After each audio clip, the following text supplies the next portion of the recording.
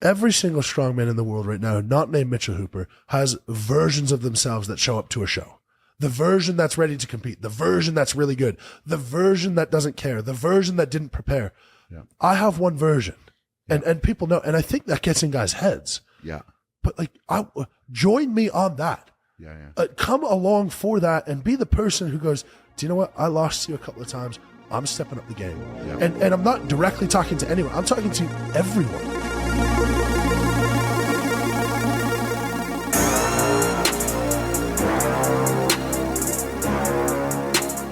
What's up, guys? Welcome to the Shaw Strength Podcast. Today, I am joined by none other than Mr. Mitch Hooper. And Mitch has a long list of accomplishments, not only in the sport of strongman, but a lot of other things as well, man. You've had a fun life to this point, and I'm genuinely looking forward to this conversation. Yeah. It'll be a lot of fun for people to learn about you, for me to learn some things. I want to dig in. I've got some questions for sure, but let's hear a little bit about you, like a background. You don't have to dig too deep, but no, of course, kind of introduce yourself a touch. You know, I always thought I would have lived a unique life, but I never imagined it would be this unique. So I mean, growing up, I played every sport imaginable, from hockey to football to baseball to golf, and a number of those things at a high level. The first was golf, and worked for a brief period of time with Tiger Woods' coach when I was a kid, invited to go to a high school ran by him in Florida. I decided to play football because that was a better chance to get girls. Football, I actually hated football, like just constant head bashing. Yeah. So then that turned into, at the end of my undergraduate degree, I worked as a strength and conditioning coach for a pro basketball team. And I didn't love that. And I decided to go to exercising people with injuries and chronic conditions. And when I did that, I thought athletically, I've always done something. So now I should train the qualities that I'm going to ask other people to do. That started with losing weight. So I went from 300 pounds to 195, stepped on stage, came 11th out of 12 at a natural local show. I was horrendous. Probably the hardest thing I've ever done. Then I went to aerobic and ran 3 marathons, and that's got a reasonable amount of attention. And then after that, it was strength training. So that got me into powerlifting. Powerlifting turned to strongman. Strongman was literally 4 local shows, a big deadlift, and then I was planning to quit strongman, and then I got a surprise invite, second reserve to World's Strongest Man. And then really the rest is history. Absolutely. I mean, you went through that really quick, man. Really, really quick. So the interest, like, let's just say, like, as a young kid, right? Where did your interest start? Because, I mean, did you set out to just try everything and say, hey, do I like this? Do I not like it? Like jumping into it, or was there something that drew you into it? Or were you just, hey, I want to do this. Now I want to do this, like to jump around like that? I don't know. I think a big factor in that is my parents never encouraged or discouraged me to do anything. And I was raised in a household where being active and playing sport was just something that we did.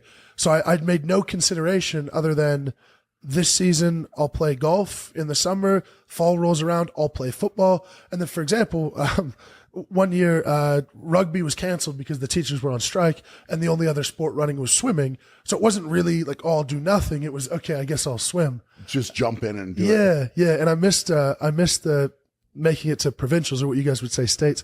I missed it by half a second, which people say is a lot. But yeah. I got these new swim trunks at the regionals. I dive into the pool and the swim trunks go down to my ankles. Oh boy. Underwater, I had to pull it up and then swim. So yeah, that's just what I did. And to be honest, I struggled a lot socially in ways. And I think that was the best way that I could connect with people, is to play team sport. And to have that camaraderie. Yeah, to be honest, I don't even know if it was camaraderie or just being around people a lot. And that was almost like the facade. And I always had, 1 or 2 close friends, but I found it uncomfortable trying to get close to people from a young age, which, if we're psychoanalyzing, I had a stepdad that came in and out of the picture. And I think that impacted me more than I think. And for quite a period of time, I had difficulty interacting with people. Which is funny when people see me now and see me as a gregarious, wanting attention, everything out on social media. Yeah. I've had to train myself and learn to be that way. Yeah. But as a kid, as an anecdote, in kindergarten, my teacher wanted to fail me because she didn't think that I could count. And so my mom had to come in with me so that I had the confidence to count in front of my teacher. That's and crazy. Of course, it wasn't always that severe, but that sort of tone existed in my life all the way up until I made the choice to move to Australia. I thought for a very long period of time, I thought as long as I can acquire enough knowledge, I can be successful in life without building connections with people. And as I got closer to the working world, you sort of realize someone has to give you a job or buy your product, or there's always going to be people involved. And large part of moving to Australia, yes, it was to do my master's in clinical exercise physiology, and that was my goal. But I moved so far away because that was a place where I didn't know anyone. I had no connections. And it was sort of just a sink or swim. I saw my lack of social ability as a weakness of mine. And just like in Strongman, if I see a weakness, it makes me more uncomfortable to think about that thing being weak than it makes me uncomfortable to attack it head on. That's a big move, man. I mean, to go from that, and you know, everybody's got their background and their story, and you know what happens and how it impacts them and what comes out of that. So you got through and moving to Australia. How old were you when you did that? I would have been either 20 or no, I would have been 21. 21. That's crazy. So you had gone through college. Yeah. So you're after this, it's, I mean, that's a lot of people would struggle with that, even if to move to another state here in America, like, cause you're so far from what you know. Yeah. Right. Yeah. So, and you didn't know anybody in Australia, I'm guessing, or no one. I had an address. So how did you even pick where you were going to go, or like the or university? The school? Was it for school? It was for school. University of Sydney was ranked number 1 in the world in sport and exercise subjects. Okay. So that was sort of my tiebreaker. So that was the draw. But the reason I wanted to go internationally is, like I said, socially. So as an anecdote, I'll give you the most proud thing in my life still, which most people would assume is world's strongest man, but it's not. And I think it'd be useful at some point during the chat to unpack the place strongman has in my life, because I think it's been misinterpreted in the past. I love it. Yeah, absolutely. But when I was going to Australia, I had a breakup, and 6 months later, no, probably 9 months later, I moved.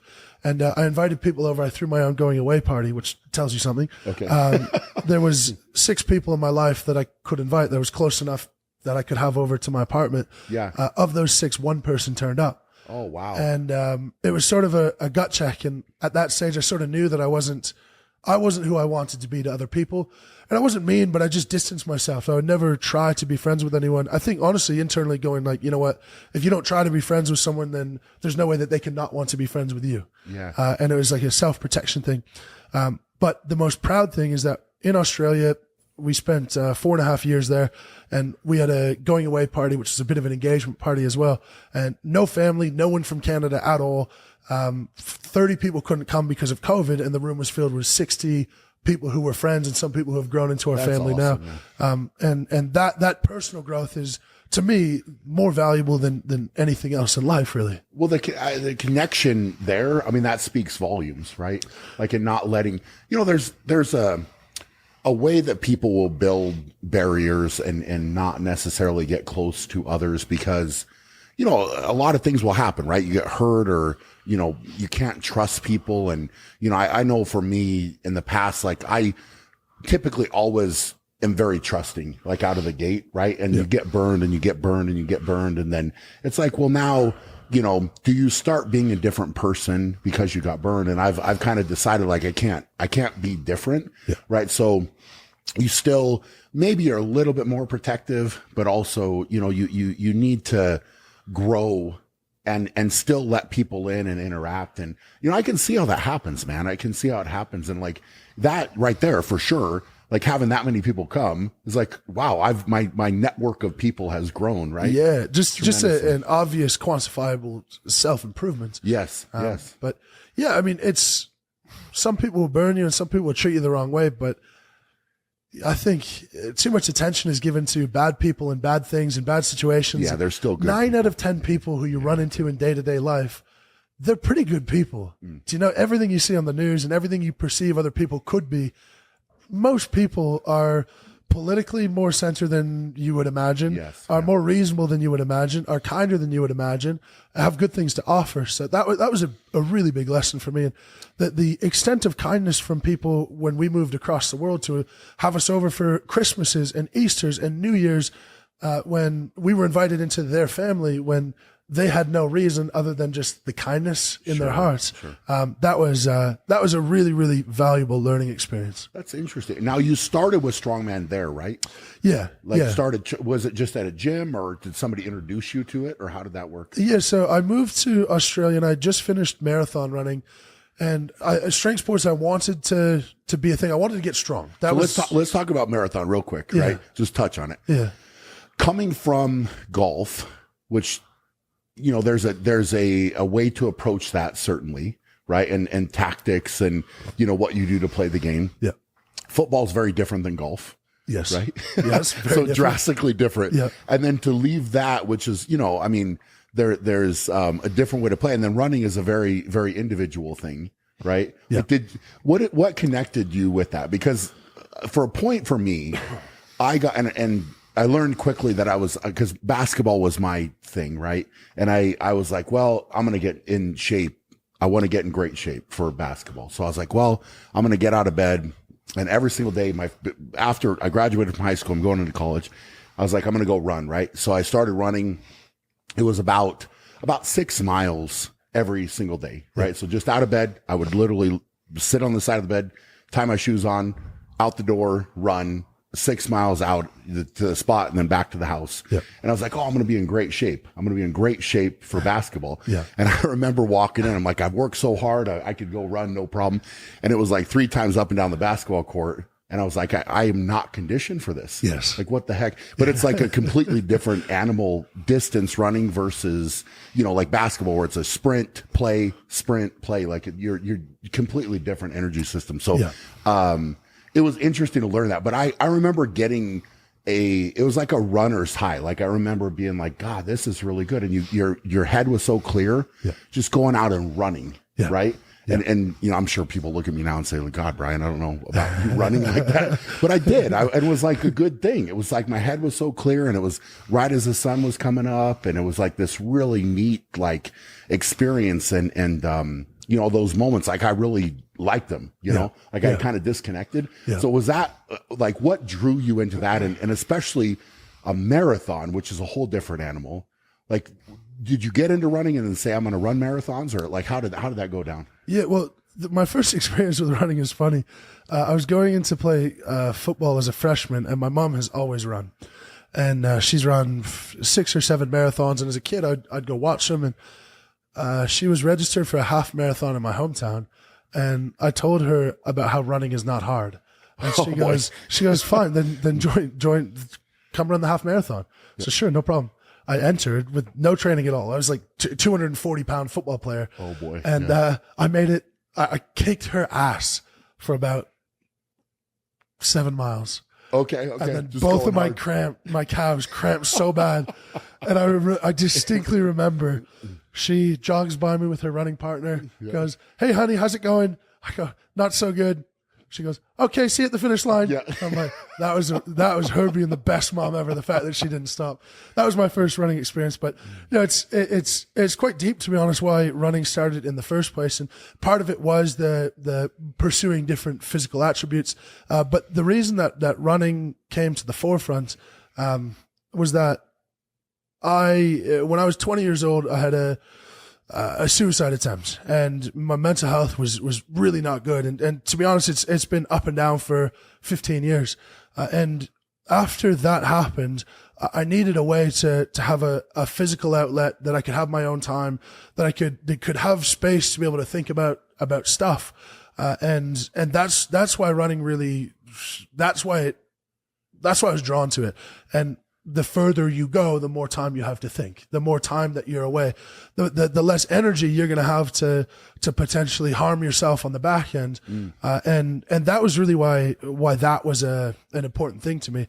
And that's probably the largest reason why I went to marathons is, if you're guys like us, you're going to do things to the extreme. I had a half something as an accomplishment, you're like, no, that's not cool. But yeah, that's why running really, took hold early. Do you think like that, like looking back on that time in your life, right? Like, is there something that like led you to that level? I mean, or was it just, did you feel, alone, or like what would, because I'm sure that, you touch on something like that. And I've talked about this before with me, where there are certain points where you have highs and lows in life for sure. And to reach that type of low, right? Like what led you there? And then, obviously like you being who you are, and especially where you've got to, like climbing out of that, right? Like that level, like, do you think there's something like going back, what, if you could talk to yourself in a way, right? Like I know it's cliche to say that, but it's also like what led you to that point, and how did that happen? First, I think climbing out of it, in my experience, a bit of a fallacy. I wouldn't say I've climbed out of it. I still have those moments. But growing up, my parents split when I was 3 or 4, and really young. I don't remember my dad ever being at home. Wow. He was always in my life, but I don't remember him being at home. And my mom's dad did really, really well in business. And by the time I was old enough to be cognizant of what was going on, my mom was very well off. We lived in a nice home. I spent every Christmas in Florida. As I grew up, we went to Europe every year on bike trips. We would stay in castles. We had everything afforded to us. And my dad never got into drugs, never got into alcohol, always had a job, but just mismanaged money. And he always had next to nothing. And I remember from as early as I can remember, as young as I can remember, my dad would have nothing. I would go spend time with him. I would go back. And when I went back to my mom's to a nice place, or even when we went on vacation, I could only last a couple of days before I just had this overwhelming sense of guilt, because I was born into a really privileged situation. I've done nothing to deserve it. I see someone who deserves it because they work hard and do their best, an incredibly kind person. They have nothing. And so I've always had this thing in my head of like, how can I justify my existence when I feel like the world is giving exponentially more to me than I'm giving back to it? And frankly, like the reason that it hasn't stopped is because I still think that way. Like if you think about my ascent in Strongman, I have just disproportionately benefited from all of this stuff.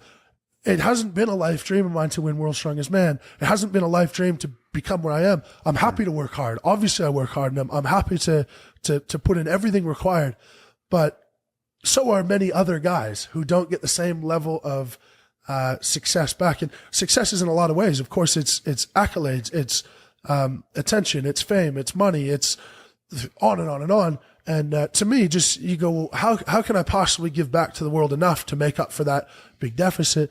And if you're taking more from the world than giving back to it, then how do you justify being around? Sure. And I mean, that's I can see how, like, as a kid growing up, right, like to have that drastic of a difference, and to see, how your dad was living and then how your mom was living. It's like, oh, I'm gonna go to this, I'm gonna go to this.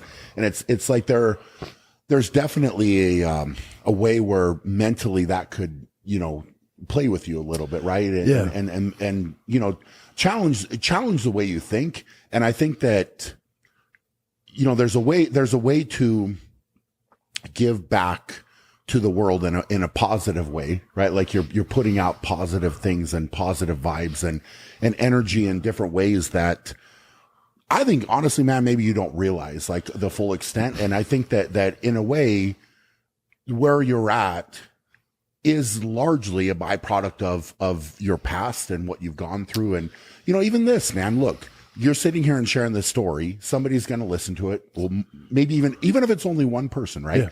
But that one person's going to be like, man, I'm in a similar situation. My parents are separated. Like maybe one side is this, one side's that. I'm going through this, and I'm like, wow, I can't believe Mitch went through that. And now you've benefited that one person, right? So it's a much bigger web in a lot of ways. And so it's not that, like, okay, coming in a Strongman, it's not that you're not giving back or you're getting more than you're giving or whatever. And it's an interesting way to look at it, certainly. But you come in and you put the work in, right? And we'll get into this a little bit more, but it's not like your impact happens in different ways, right? So it's not, I always, well, only in this area of my life do I have a difficult time syncing up the logical from the emotional. And logically, I totally agree with you.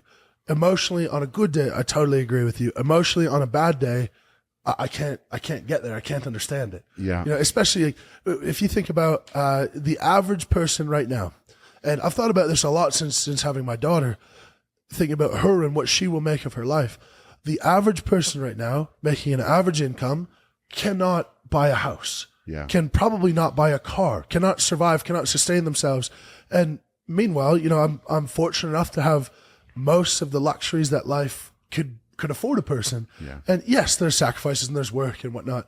But you know, it's something that I'm working through and working through it semi-successfully. And like you said, I don't share it because it helps me. It doesn't help me. It doesn't help me to talk about it in any sense of the word. Yeah. But I think it could help other people. Yeah. So it's stuff where I've got plans, and there's a book in the works, there's a documentary in the works to share that bit with two sides to that. One side being, here is something that I've gone through, and here's feelings that I have, and I want to be the first person that I've ever known to go, do you know what? It's actually not like you're in a hole and now you're out and now it's better. It's more of like a series of tunnels, and you're out of the tunnel, you're into the tunnel, you're out of the tunnel. Because I found it so discouraging when I listened to people in the mental health space who would talk about how this is how I got better and you can get better too. Because on a good day, you feel like, oh, I got better. And then a bad day is like, first of all, you're dealing with a bad day. And then you're also dealing with the fact that you're not better. Yeah. But I think if you have a more balanced idea around it of like, yeah, you're going to have good days and bad days. Yeah. And bad days are very bad days. And I don't really want to dive into the details of what those are, but it's not just that I'm upset or sad or feeling off. It's not good. But, the other thing I want to express to people is like, even if you're going through that, look at what I've accomplished despite going through that. Sure. And you can still strive to be the best version of yourself that you can be. And frankly, I think it's a bit of a superpower in a way. Would I be who I am without having some feeling inside me that I'm not good enough, so I should strive to be better? Sure. You know, and it's, I think the self-esteem movement is one of the most devastating things that's happening to society, that you should feel good about yourself regardless of what you do or accomplish, because you should feel good about yourself based on what you do and accomplish. And no, you shouldn't feel bad to the extent that I do on some days, but you should be inspired to try to be the best version of yourself in whatever you're doing. Yeah. Well, striving for that, I think the last point there you said, you know, being the best version of yourself, I think that's powerful, right? And I think that everybody can aspire to be that, right? Absolutely. And it's, you know, I mean, you look at sports and, you know, whatever level people get to, like how high of a level, you know, and this is just a reality of the situation, right? Is everybody going to be able to play in the NBA? Not. Probably. Is everybody going to be able to play in the NFL? Is everybody going to become a PGA Tour golfer, right? Yeah. Like there's high levels to things. And, you know, it's just, you know, even for me, man, like basketball is the passion, but like as you get to a higher level, then you realize at a certain point, okay, well, there's guys that, like for me, right? There was guys that I played with that were unbelievably talented, like just natural gifted ability, right? And what they had inside their heart was not there. Yeah. Right. But they could literally roll out of bed, touch the top of the backboard without warming up, no training, no nothing. And it was just like, wow, this is crazy. But then for me, it's like, well, I'm having to work hard constantly to get better. I'm practicing, I'm training, I'm doing all these things to make me better, to play at the level that I did. Right. And then it's just like, okay, well, now, you know, they start to look at your body and how you're built, right? So I went to high level things, and it's like, well, Brian's legs are too big. He's too muscular. Yeah. He's too strong. Like he's like a football player playing basketball, and it's not what they wanted, right? So it's like, okay, well, I can get to this level, but then to get to the top level, I needed to be, well, the position I played, right? I needed to be taller than I was, right? And this is just not what I have. Yeah. So it's like, okay, yes, I'm tall, but I should have been probably 3 to 4 inches taller to play. And it's just, this is what they're looking for. So, you know, you realize at a certain spot, and, you know, if I also wanted to be a jockey, right? Like I'm way too big to be a jockey. It's not going to happen, right? Like I could want to ride a horse all day or jump, like the horse jumping. That horse doesn't want to jump with me on its back, right? So it's kind of like you find your path, but, you know, and we're obviously talking about sport, but it's so many different things in life that you can aspire to be better at, and you find your passion, whatever you're passionate about, and then use that as an outlet, you know, and it's a, you know, a positive momentum thing too. And I mean, even, today I was talking to some different people and they were saying how they had struggled with different things. And it's like, you can have a bad day, 100% have a bad day, right? But just remember, like, you wake up tomorrow and that bad day could turn into a bad week, into a bad month, and into bad months, and then a bad year. And a lot of people go down this path, and that's why they will end up in the position that they are. But also, you can wake up tomorrow and say, hey, I'm just one good day, even just a couple good choices. Now you build a little bit of positive. I had a good day. I'll have a good day tomorrow. And then it turns into this cascade of positive versus negative. And I think it's an interesting perspective, because I know for me, I try to be very positive, right? Like, I have a positive outlook, positive in a lot of situations. But if I go negative hard, right? Like, it's almost like I attract it, right? So it's like, well, I'm looking at negative now, I'm seeing negative, and then this is negative, and that's negative. And it's like, I can really, and Carrie, I talked to my wife about it too, and it's like, she knows that if I see negative, I'm going to go negative, right? And then I almost need to be able to see that in myself and say, all right, Brian, that's enough of that. Like, let's correct it and something positive, right? We're going to look at what is the good here. Mm-hmm. And that's, at least for me, in those spots in my life where I've got that low, like where things were, you go up and you go down, you fall hard, right? Yeah. It's like, okay, let's just try to find one positive thing today. Yeah. Right. That's all it is. And then we're going to build off of that one thing. And it's an interesting mental state.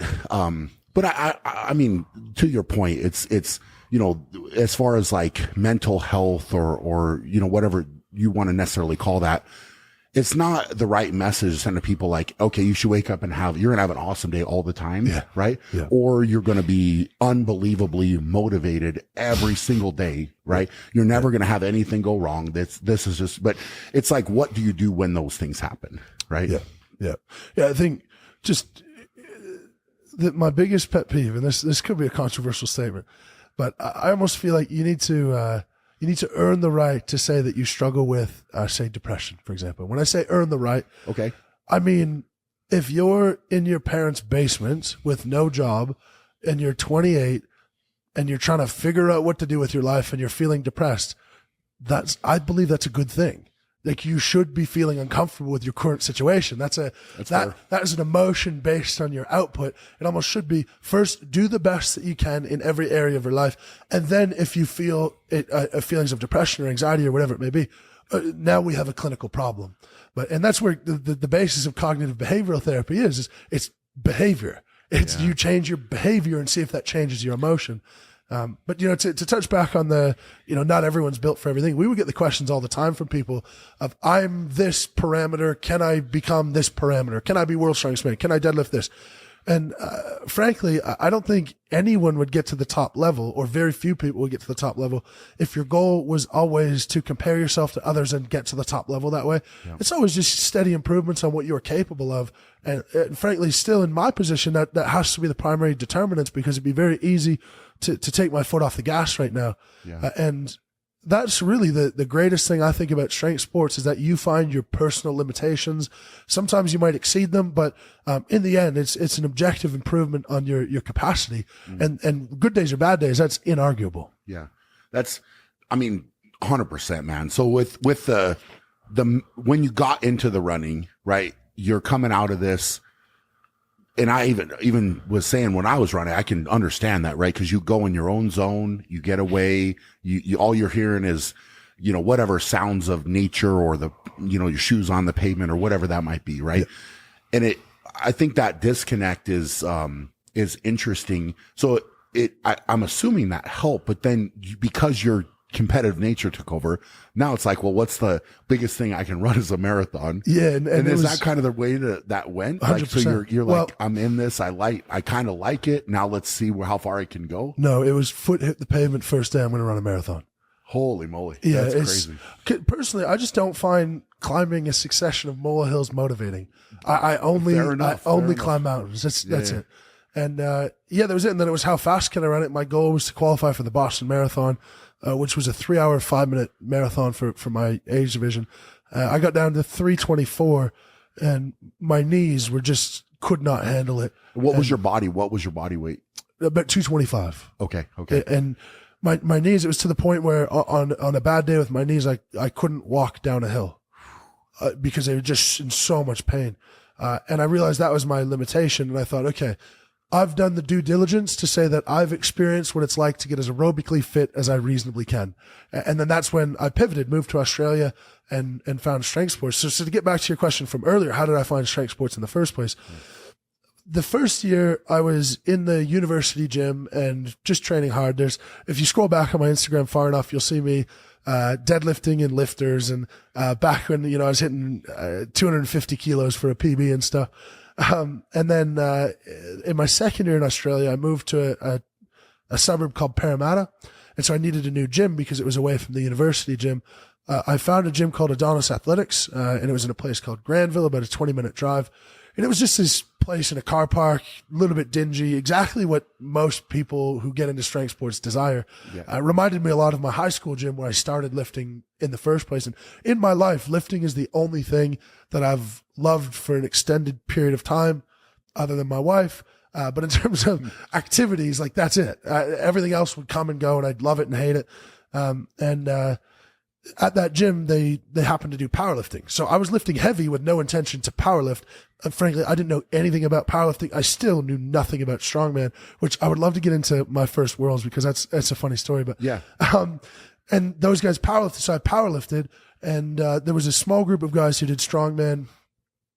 And I won the state title in powerlifting with a broken hand. Then I ended up winning the national title. But the guys who did strongman were sort of goading me, and they're going like, you're too tall to powerlift. You're too athletic to powerlift. Like, this is just a wasted experience for you. You might as well try strongman. It didn't require that much convincing. So then it just started with that. And it first was an Arnold amateur qualifier that I competed in. I won that show and qualified for the amateur Arnolds in Australia. But that got canceled because of COVID. So that's why I never ascended through any ranks, and why people imagine that I came from nowhere. Yeah. I just had no opportunity to come from anywhere. So that would have happened then in 2020 because you qualified there, assuming that would have went forward. Yes. Okay. Yes. No, 2021. Okay. I believe it was 2021 because 2022 was my first Worlds. Maybe it was 2020. No. It has to have been 2020. Okay. Yeah, you're right. Yeah. So I did that. And then after I won the national powerlifting title in Australia, I quit powerlifting because it was just boring. Incredibly boring. To any powerlifter out there, God bless you guys. Yeah. I have no idea how you do it. But that was it. And that was my foray into strongman. Funny little side story to that. When I was in my undergrad, I would have been 19 or 20. My best friend at the time, he said, dude, have you ever heard of strongman? And I'm like, yeah, like it's literally like a fan now where like you go, do you know strongman? Sure. Or not a fan, a regular person. Do you know strongman? They go, and you're like, do you know World Strongest Man? Like the Atlas Stones, the big concrete balls, and be like, oh yes. I would have been exactly there. Okay. And he says to me, dude, you have to do strongman. Yeah. And I was sort of tossing it up. I'm like, oh, I could. Like, there's no reason I can't. And I spoke to my girlfriend at the time, and she didn't like, I don't want you to be a really high body weight and too heavy. I don't want you to be unhealthy. And so that squashed me starting strongman at right there. 19 or 20. Like, oh, that's fine. I'll do something else. That was my first strongman competition, my first foray into it. And I really loved it from the get go. Yeah. That's great. I mean, it's interesting how everybody's path into it is a little bit different, and like how you get introduced and, did you know somebody or that? And, it's where did the interest come from, like, cause you have to have interest first and then kind of have a passion in some way, shape or form for lifting. And then how much lifting do you like? What type of lifting do you like? Cause a lot of people will start down the road of bodybuilding, right? So it's like, I'm going to go to the gym. I'm training everything I can see in the mirror and that's what I'm doing. And I'm just lifting, right? And then eventually that either goes in that path, it seems like, or that gets boring. And it's like, now I actually want to just move heavy weight. And then maybe you dabble in powerlifting. Some guys do, some guys don't. And then how quickly does that get boring? It seems like that is said quite a bit. Yeah. Like, I want something different. And then here's strongman where you actually have to pick up and move things, and it's always different and always challenging and new. And, this this new experience, you know, and I can see for you how that would kind of immediately, just talking to you here even a little bit more, and what I know in the past is like why you would gravitate toward that, and it be so fun, like as an outlet, because now it makes your brain work. You've got to figure it out. You got this thing to dissect and figure out, which was totally the same thing for me. Absolutely. Yeah. No, 100%. And it was back to like a sense of community in Australia. Now I had a group of guys who I could go hang out with on Saturdays. Like amazing. That's great. But yeah, obviously it's an element of that is being successful quickly is going to make you love something as well. But I do think back to football, and I hated football because you're getting a helmet against your forearm and it hurts, and you're bashing your head and it hurts. And then I'm in Strongman. I'm like, no, Strongman's great, but like my forearms are cut up from stones and my shins are bloody from deadlifts every day. I'm like, no, it's fine. That's just part of it. I'm fine with it. So it is funny how you can contextualize your discomfort, and when you find the right thing, you're sort of okay with it. Yes.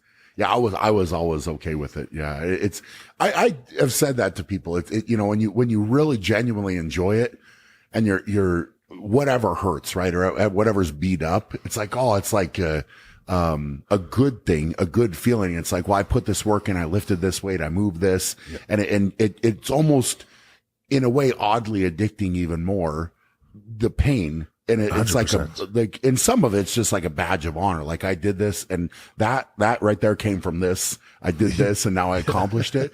You know, so you're going through, you're getting the opportunities you get. And then, like you said, World's Strongest Man, it was kind of like this, you know, getting that because you had done a big lift at Static Monsters, right? And I think that maybe it was some of that, or do you think it was your posting on Instagram? Like what led to that wild card spot?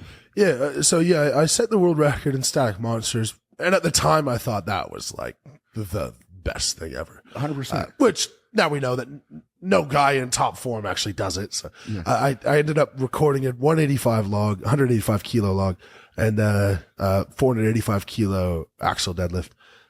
Which are, I mean, they're good numbers. Yes. And it was an 18-inch axle. They're good numbers.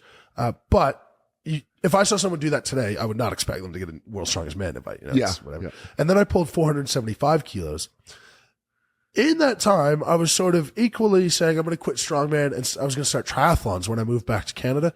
And that move was imminent in the 6 months after, when COVID settled down and my family had health issues and stuff.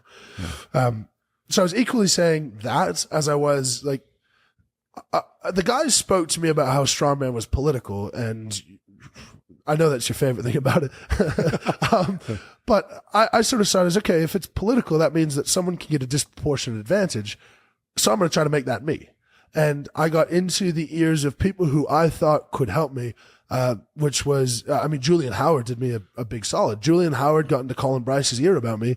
And then I ended up getting a reserve invite basically off of my Static Monsters and my deadlift. And that's it, which is absurd. Now crazy, that I'm in the sport. It's not good. And then Instagram videos, sure. But how true are Instagram videos, or how much can you only do it on your kit? Yeah. And frankly, I didn't know. I didn't know until I got there if I could be good at other things or not. Yeah.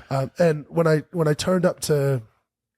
got invited to World's Strongest Man, I didn't have any idea about a group stage and a finals, and I had to actually learn what the competition was when I started training for it. Isn't that wild? And you know, it's just because I came up so fast, and I think it can be perceived as a lack of reverence for the sport, but I think I just have a different reverence than other people do. And I've done my best to learn some history about it and learn the older guys and have conversations with guys like you and Jerry and Terry and Laws, and learn where it's come from.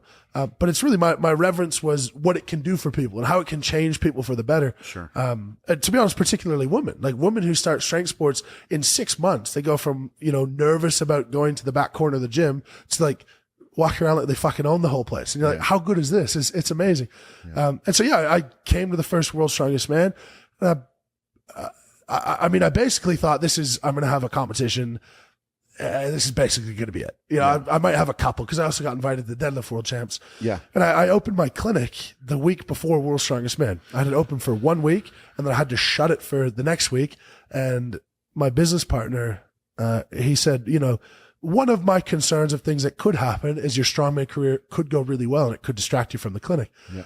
And I said to him, I'm like, mate, Yeah. That's not happening. There's no way that's happening. You shot that down. Because That's frankly, funny. even still, I've changed my body composition quite a bit. Yeah. But any reasonable person sees you and me walking down the street and they go, does the small dude have a chance? And you're like, Sure. No. And that's sort of how I felt. And so I didn't feel a whole lot of pressure going into Worlds. And then I was put in your group, and it was me, you, Bobby, who was in the finals last year, Konstantin Janasha, who was in the finals the year before. It was a stacked group. Mm-hmm. It was tough, which I actually really liked, because I'm like, okay, well, if I come fifth, I come fifth. It's whatever. It's what it is. Yeah. But I was very naive and quite underprepared for that first Worlds. Yeah. But here's the thing is there's a little benefit to that too. Walking in where it's like you're kind of shooting from the hip, Yeah. It's like, hey, I'll go in and do what I'm going to do, where there's not really pressure in a way. Right. And I think that a lot of times when you can compete that way, when you start putting pressure on yourself, sometimes things can change, right? And you have a different mental approach with how is the contest supposed to go versus if nobody's really talking about you or expecting much or whatever. You come in and it's like the shocking can happen. And it did, man. You performed well, right? You got out there and you could tell, that like this was a good fit for you. Right. And I think it was probably very reinforcing for you as well to get out there and say like, hey, this is great. Like, this is like, you're thriving. You're having a good time. The events are going well. Right. Like, and that experience in general, right? Like everybody's first time at something like that, like you're going to remember it for sure. 100%. Right. So it was kind of like, my first year there, I remember they kind of came out with the groups, and I was actually training with some guys, Dave Oslin and Kevin Nee back then. I went to train with them, and my first experience was there was a couple phone calls that happened about the groups, right? And there was, somebody got on the phone, and I was like, well, man, when are we going to find out about the groups? Cause we're only a couple weeks away from this thing. Like, when is this going to happen? Yeah. And there was a phone call that happened, and there was some inside information that got shared. And it was like, this is most likely the groups. And this is back then it was also different events. So each group had different events. So did you have a squat? Did you have a deadlift? What was your pressing event? Yeah. And so it was interesting because we're sitting there like with the notebook and like trying to write down what the potential groups are. And I was like, this is a little questionable because how does this person know what this is? And, but it was interesting because they said I had Pujanowski in my group the first year. Right. And I was like, oh man, all right. Well, and I had, not really experienced that necessarily at that time. So like I'm coming in and Marius, so we're doing the fingers, which I was really excited about like that year. And we go in and Marius like goes into the fifth finger and hurts his calf. Right. So it was like this calf injury and he's jumping around and like, he's got ice on it and all this. And, I was kind of like, man, this, like you genuinely are feeling for the guy, right? Cause he's like, he's coming in like he's, a lot of people are talking about like, what's going to happen here? Is he going to win? Can he do this? And I'm like, he was completely like limping around. And it's like, so we have a truck pull next event in our group, right? Yeah. Truck pull going out there. And I'm like, well, I'm pretty good with truck pull. I know like pretty good, but I was going, fifth out of six and only Marius was after me. Yeah. Right. And I learned a very important lesson this time. And it's something I never forgot my whole career. I was like, okay, well, I know if I jump on this thing hard, it was a heavy truck pull that year, but if I jump on it hard, get it going, I know I'm going to beat, I had Lawrence in my group, Errol Haugen, like a couple other guys. And I was like, I know I'm going to beat them. And Marius has a torn calf. So like and there's its point in a truck pull where if it's very hard, like you dig in even harder and you could empty the tank. Yeah. And I was like, all right, I know that if I get off the line, which I will, I'm going to win this truck pull because Pujanowski's in trouble. Like his calf, like he's got his calf wrapped up. It's torn. Like he's probably not even going to be able to start it. Right. And so I kind of eased up on the truck pull at the end and I'm sitting back and I'm like, all right, man, that was a event win. Like that's great. Like, and here comes Marius, right? Walk out. He did not miss a step, dude, like the whole way, just like an arrow down. Yeah. Boom, boom, boom, boom, boom. Beats me by like a second, I think. And I was just like, man, like I learned at that time and, was it an act? I don't know. You can't say for sure, but it was very like much like bro, if you had a torn calf, you don't do that. I don't think. Right. Yeah. And so I was like, dude, you gotta like, whatever happens, like you don't wish anything bad on anybody ever, but no matter what happens, like you go out there and make sure you execute. Yeah. And it was an important lesson that I learned, but it was nevertheless an experience because I remember that year, like being behind Marius, and obviously like he was in good shape, man. It was like, I remember like standing in line and he had his shirt off and I was behind him. I was like, he looks quite a bit different than me right now. It's just like, this is something else. But, yeah, I loved the competitiveness. Like here's the thing with Marius, man, is like, I always tried to take something from each guy I competed against. And that guy, like his will to compete and like he would like quite literally in his mind, like literally rather die than quit. Right. Like, and that is, it's something I took away from him. Not that he was the greatest guy to people or any of that, but like, I was like, you know what? I can take that and I can see like he is willing to lay it on the line and he will compete his ass off. Right. Yeah. Just a competitive fire that like, not very many people possess. Right. Like, and I was like, I can take that from him and learn from him in that way.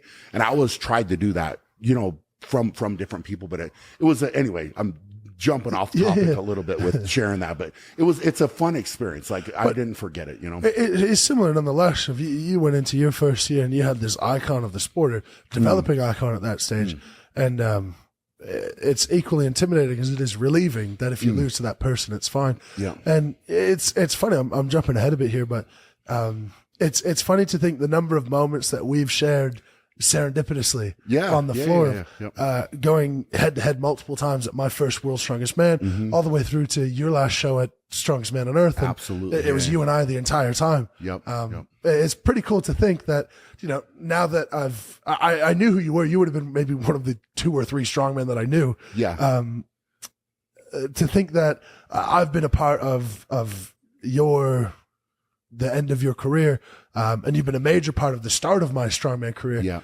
It's pretty cool to think about. Dude, it's great. It's great. And like those moments, will not be forgotten, right? Like all of them. Never. Right. And never. It's like they're done, and it's, things happen, man. It's neat. It's neat. And you and I had this conversation too about competing, because I thrive on it. Yeah. I love it, man. Loved it. Always loved it. And what I loved was, well, for a while it's Pujanowski. Then it's, for a large part of my career, it was Zadrunas, right? Where like I loved the competitiveness. And then, like going into my last contest with Strongest Man on Earth, it was you, right? Yeah. Like, it's like, this is the dude, like I'm focused on this, obviously Tom Stoltman to a certain extent and some different things, Trey Mitchell too, but like it was, it's like, hey man, like these are the guys, right? Like this is competing and what I'm so excited about. And, those moments of competition, like it's a driver, right? Like any competitive person, like if you're in that state, and I don't think many people understand that level of competitiveness, because you have guys that get to a level and then there's others that are, and we could talk about this too, because I want to get in your mindset of just that in a way, because this is what fascinates me, like personally with people, is like digging a little bit below the surface when it comes to how you approach a contest. And, but these moments, like, when you're going against somebody that's competitive, that is ready to win, right? Yeah. Like they are going to win. They want to win. Like, and there's a different person. You can almost see it, where they want to talk about winning, right? Or say like, I'm doing everything to win, or I'm coming in here to crush it. But you can almost see through it that's not true. Yeah. Right. And then especially through their actions, it's not true. Yeah. And then they'll almost in a way, like, I don't want to say find a way to lose, but have something that will happen. And then it's like, oh, I was going to win until this happened. And it's kind of, it's interesting, man. It's interesting, but it's almost easier in a way to have an excuse as to why it didn't get done rather than actually get it done, no matter what happens, regardless of circumstances or anything that's going on. Yeah. I mean, it does baffle me to a certain extent when, like, say a guy says, look out, I'm coming to win the next show. Yep. Oh, my deadlift is, you'll never expect what's coming. And I've always expected what's coming. Yeah. Always. And, if you say, okay, for example, I'm going to pull 1,000 pounds, my expectation is that you've moved 950 to 970 pretty well in training, but then they missed 950. Is the whole thing a lie, or are you, where is this coming from? What are you talking about? And I think that's where maybe sometimes it's trying to talk themselves into it or something, or just a lack of objectivity, or maybe their coach won't give them the honest truth, or I don't know, but I've gone through enough shows now, even, I don't know if I'm early or late in my career right now. I don't know how long this is going to go for, but I've been through enough shows that you almost can't even listen to when someone says, I'm coming in, I'm ready to win, I'm in great shape, I'm in the best shape of my life, because it's almost never true. Almost the more times you hear someone say, I'm coming to win, the less likely it is that they're coming to win. Yeah. And personally, it's hard to think about, because I never think about training hard. I never think about sticking to my program. I never think about having good nutrition. They're just things I do. Yeah. It's just part of my life. It's just how I operate in my life. And it works to a negative extent, but it's almost as though like I just end up doing these things habitually, and then afterwards I'll reflect and go like, maybe I did travel too much this year. Maybe I did overcommit, but I'm just like, that's just what I'm doing. And it's an obligation to myself. It's an obligation to fans, but a large part of me is it's an obligation to my family, because Strongman is not the best thing you can do for your family. Yeah. It can be a good thing if you do really well, but if you're traveling regularly, if you don't do well in shows, you're not making much money. Yeah. You're spending a lot of time away from home training. You have to sleep. I have a baby, and people are sometimes a bit flabbergasted that I have to sleep. Ashley gets up during the night, and she doesn't work because she's on maternity leave. So she can theoretically nap during the day, but she doesn't. But if I didn't sleep, I wouldn't be able to train and compete. And if I didn't have all of my ducks in a row and put in every single possible effort I could, it's just a disrespect to the person who shells out money to come watch, and to my family who's and Ashley, who never signed up to be a strong man's wife. I just finished marathon running when she met me. That's wild. And she's just accepted this whole ride. And the least I can do to give back is go, okay, I'm going to take care of every single thing. And will I be at 100% always? No. Yeah. But I will never be below 90%. And you never will be, so long as you're putting in reasonable, good efforts and training regularly. Yep. So that's just, it's just such a responsibility to me. Yeah. Well, and I love that you're saying that, because that for sure was the way that I thought, right? Like if I'm going to walk out the door and I'm going to go compete, it's not to lose, right? Like I'm not walking out to lose. Okay. Something may happen, or the contest may not play out right, for like something could happen. And often it did, right? Like, and it's like, well, I ended up second. Okay. Yeah. Right. And but it was very, what I would say is for me, it was always a very consistent thing, because that's what I had trained for. That is what I had prepared for. So it wasn't this roller coaster ride of up and down where like this contest was first, now I'm eighth, and now I'm fourth. And then like, it was always like there or thereabouts, right? Even if something went wrong, okay, cool. Like, it played out this way. But I think that, that consistency, man, and what you're saying is so true, because this is what you do, right? And it's like, you are walking in prepared. You've done your homework. You've put the work into it, right? And this is I know at this point, I know it's what you're expecting of yourself too. Of course. I just expect myself to give my best effort. If I didn't have the genetic capacity to be number one and I didn't win, that's okay. But for example, Worlds this year, I came second. Who cares why? I came second. Yeah. Did I do everything that I possibly could in the preparation to be as good as I could be? Absolutely. So I do not in any way feel any negative feelings towards it. I did what I could, and I did my best, and that's it. Yeah. But if I missed training sessions, or I walked out of the gym, or I spent a week eating like a pig or eating like a child, every single strongman on the circuit right now, it's a controversial statement. Someone's going to get upset about this, but you just have to look at yourself in the mirror. Every single strongman in the world right now, potentially other than Thor, but he hasn't competed enough at a high level to go like, definitely, but I know he behaves this way. Yep. take Thor out of the equation. Every single strongman in the world right now, not named Mitchell Hooper, has versions of themselves that show up to a show. The version that's ready to compete, the version that's really good, the version that doesn't care, the version that didn't prepare. Yeah. I have one version, and people know, and I think that gets in guys' heads. Yeah. But like, join me on that. Yeah. Come along for that and be the person who goes, do you know what? I lost you a couple of times. I'm stepping up the game. Yeah. And I'm not directly talking to anyone. I'm talking to everyone. Sure.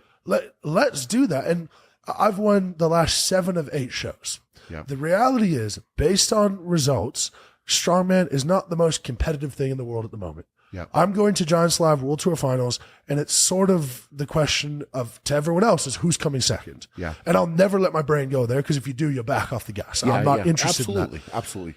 But why are more guys not seeing that and going, do you know what? I'm going to take care of everything I possibly can. Yeah. And they're not. And I know they're not. I know it for a fact. Yeah. And I just hope that people can, and the other guys can come along for the ride. Cause I genuinely want everyone to turn up at their best. Yeah. The reason that I'm competing 9 times this year is because I don't want someone to win a title without beating me. Yeah. Inside me, that's it. It's not I planned out the year and here's the strategic whatever. Sure. It's if I'm in decent shape, which I always am, and I can go compete, why would I let someone else go have a title? No, why why would you take your foot off the gas, right? It's not exactly. You know, there's points, and you know, this is an interesting topic, and you know, look, man, if guys get their feelings hurt by you saying that, then they need to look in the mirror. Right? Yeah. Genuinely. That's they need it. to, and it's not, or they could look at Strongman archives and just know that I'm telling the truth. Yes. Well, you're yeah. Well, absolutely, man. Yeah. And there's, you know, there's things that, you know, I'm looking at it, and, you know, like you look at, for me last year, right? The way that, and I'm talking about 2023, since this will age and whatever, down the road. But, you know, 2023, it was like, okay, I had whatever I had, world's strongest man, called my last one. That's it. Done. Didn't play out the way that I wanted it to, but I was not accepting of that in any way, shape, or form. I was actually disgusted by it, right? Completely. Utterly disgusted, whether people realize that or don't realize it. I think they probably do, but it's like this for me, if I was still actively competing, right, would not be okay. Yeah. Right. What you're saying is 100% true. I would be, for me, if I was still competing against you and you had beat me 3 times in a row or whatever you just said, not okay. No. Like you would not see, I might not post shit for weeks. Yeah. Because all I would do is go and I would say, I'm going to do this, this, and this, and I'm going to execute. And like, I want to go into I would just walk in my gym and shut the door and work. Right. And that's what I always wanted to do, because before, like, as I was coming up, it's an interesting thing. I always wanted to I didn't really like sharing a lot. I didn't really like that. Yeah. So I wanted to walk into my gym and close the door and just train. And then, okay, you'll find out at the contest what I'm bringing, right? Like, but, you know, in my mind, I'm envisioning, okay, you're going to bring me out in this cage, let me out of the cage, blow the whistle, and then you'll find out what I've been doing for the past 4 months, right? Like, everything was so driven to the fact that every single day, here's what I thought. If I'm not doing it, somebody else is doing it. Yeah. Right. And it ate me up. Yeah. Literally ate me up. It was like, well, if I'm not doing this, somebody else is. I'm not doing this, somebody else is. So I would have a scorecard for myself. And a lot of times, if I had this time, it would be out of 100. Right. So a perfect day would be exactly what I'm saying is a perfect day. So I executed on everything. Sleep is right. Eating is right. Recovery is right. Training's right. Drink enough water. Like, I had a whole list. Yep. And then if I could get to the contest, which was what the goal was, out of 100 days, I had to get an A, which was 90 plus. Okay. So 90 plus are perfect. Yep. But you're talking about, I didn't drink enough water. That's not a perfect day. So there's no room. Sure. There's no room for anything off. So it might have been, or I missed a part of a meal that I was supposed to eat, or I didn't sleep enough, right? Like, I missed half an hour of sleep that I was supposed to get. That wasn't perfect. Yeah. So it's like to that level of perfect, which is wild, because now, like, that's how many guys could, and you're saying, to your statement, there's none. that other than you saying that? Maybe Hofstra, like to a based certain on extent, results, it has to be none. Yeah. Okay, no, I take that back. Potentially, there are guys who are less genetically gifted who are truly giving it their all. Okay, but I don't know that, right? Yeah. I'm talking about the guys who can come to a contest and win. Yeah, right. But I think, if we're talking psychological preparation and physical preparation to a show, the biggest point of difference I think between me and other people would be that I just have so much reverence for the process, and not as much for the outcome. Winning a second World's Strongest Man doesn't really excite me that much, but I revere the process of preparing yourself to every degree for a competition.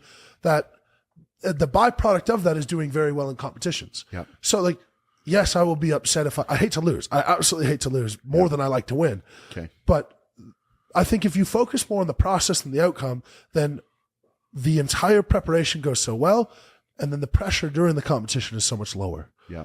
And to me, that's the biggest difference. Now, you and I diverge quite a bit on the level of perfection we expect from ourselves. Okay. I don't have a scorecard. I don't even have a quantity of sleep that I require. Just say, am I tired? Am I not tired? That's fair it. enough. Did I get my food in? Did I not get my food in? It's not timing about it. It's not exactly to the meal plan that the meal plan that Stan sets out for me, but is that an acceptable thing for me? Is that something, because I find, since we train our nervous system so much, and personally, I've suffered from panic attacks in the past, and I think it's a massive advantage for me that my nervous system, I can go from 0, this conversation, to absolutely 100 max deadlift in seconds. And that's always been a thing for me. And I think if I took the same approach that you did and expected myself to be perfect, I would just get so anxious. My nervous system would be on overdrive constantly, and I'd never be able to recover. Okay. That's what I think my reaction to that would be. Yeah.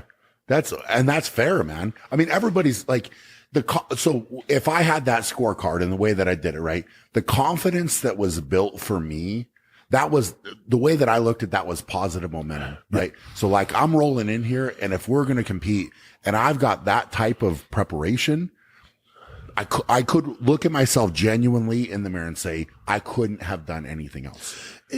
So there's power in that. There was power in that for me. Yeah, for sure. And I totally see that as well. But do you think that if you reflected on the way that you prepared for things and your precision around things, do you think it hindered your adaptability? If say, an implement at World's Strongest Man wasn't what you expected it to be? Potentially to a certain extent, right? Like I was super, super detailed. So I wanted to know things. And if I didn't know things, I would potentially try to prepare for the unexpected. But what I would say is I would take a lot of time to figure something out that guys didn't necessarily know about, right? So like I would go to the yard, and this is earlier days.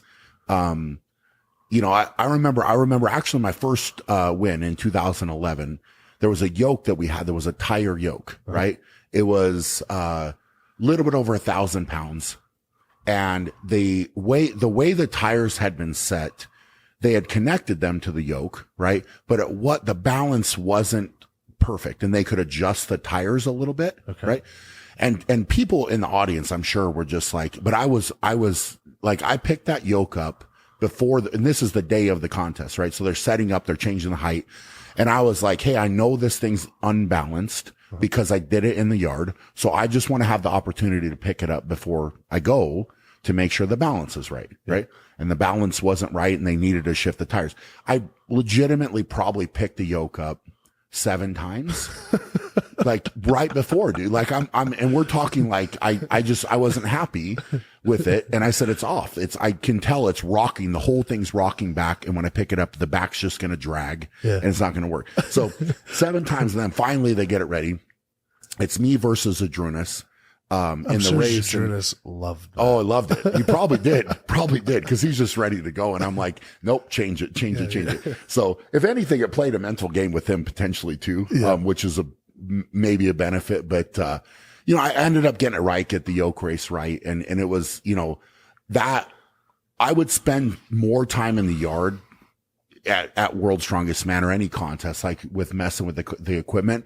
I would let all the guys come check it out, and then I would ask to like have my own time so that I could figure things out that other guys didn't know.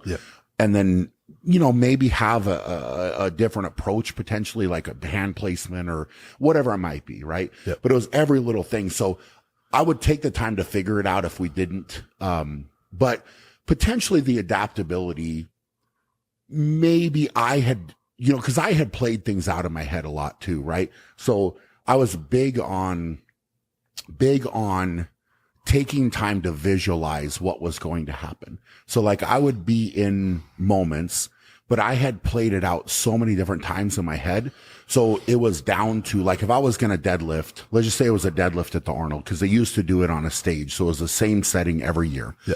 So that deadlift, I knew exactly how it was going to feel, what it was going to smell like, what the sounds are going to be like, what the lights were going to be like everything to a T, right? Yeah. So I played it. When I walked out there, I knew exactly what was going to happen. So it was almost like it would happen and then it was deja vu. So I would walk back and I'd have to have somebody video me because I didn't know how the lift looked or how it felt because I had already done it so many times. Right. So it was kind of this type of approach. And like, I had moments, I guess, where like certain things I would do, like the yoke at the Arnold one year.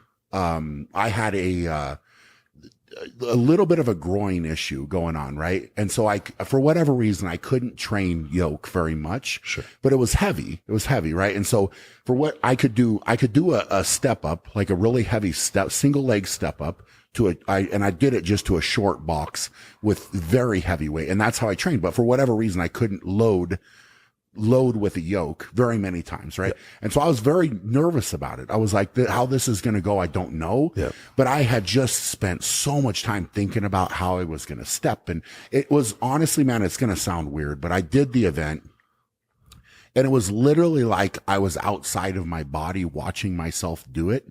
It was right. Wild. Yeah. And I won the event without training it necessarily, but it was, I don't remember what the weight was heavy. That year, but not bail tote year.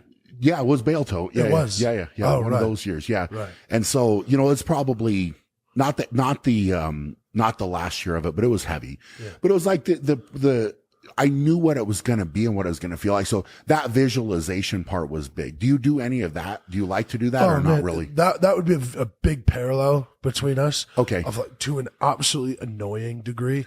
I All think right. you and I probably in strongman history have thought about the events the most.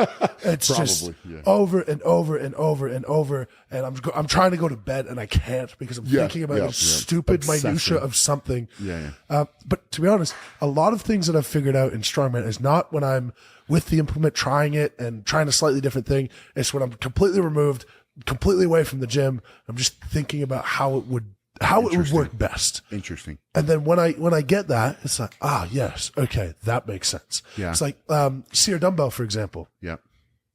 We had it at Rogue Invitational in 2022. I came 8th out of 10 on that event. It might have been 9th out of 10. My worst results in any single event ever. I didn't know what was going on. I didn't understand. I knew dumbbell wasn't a big strength for me, but it wasn't that bad.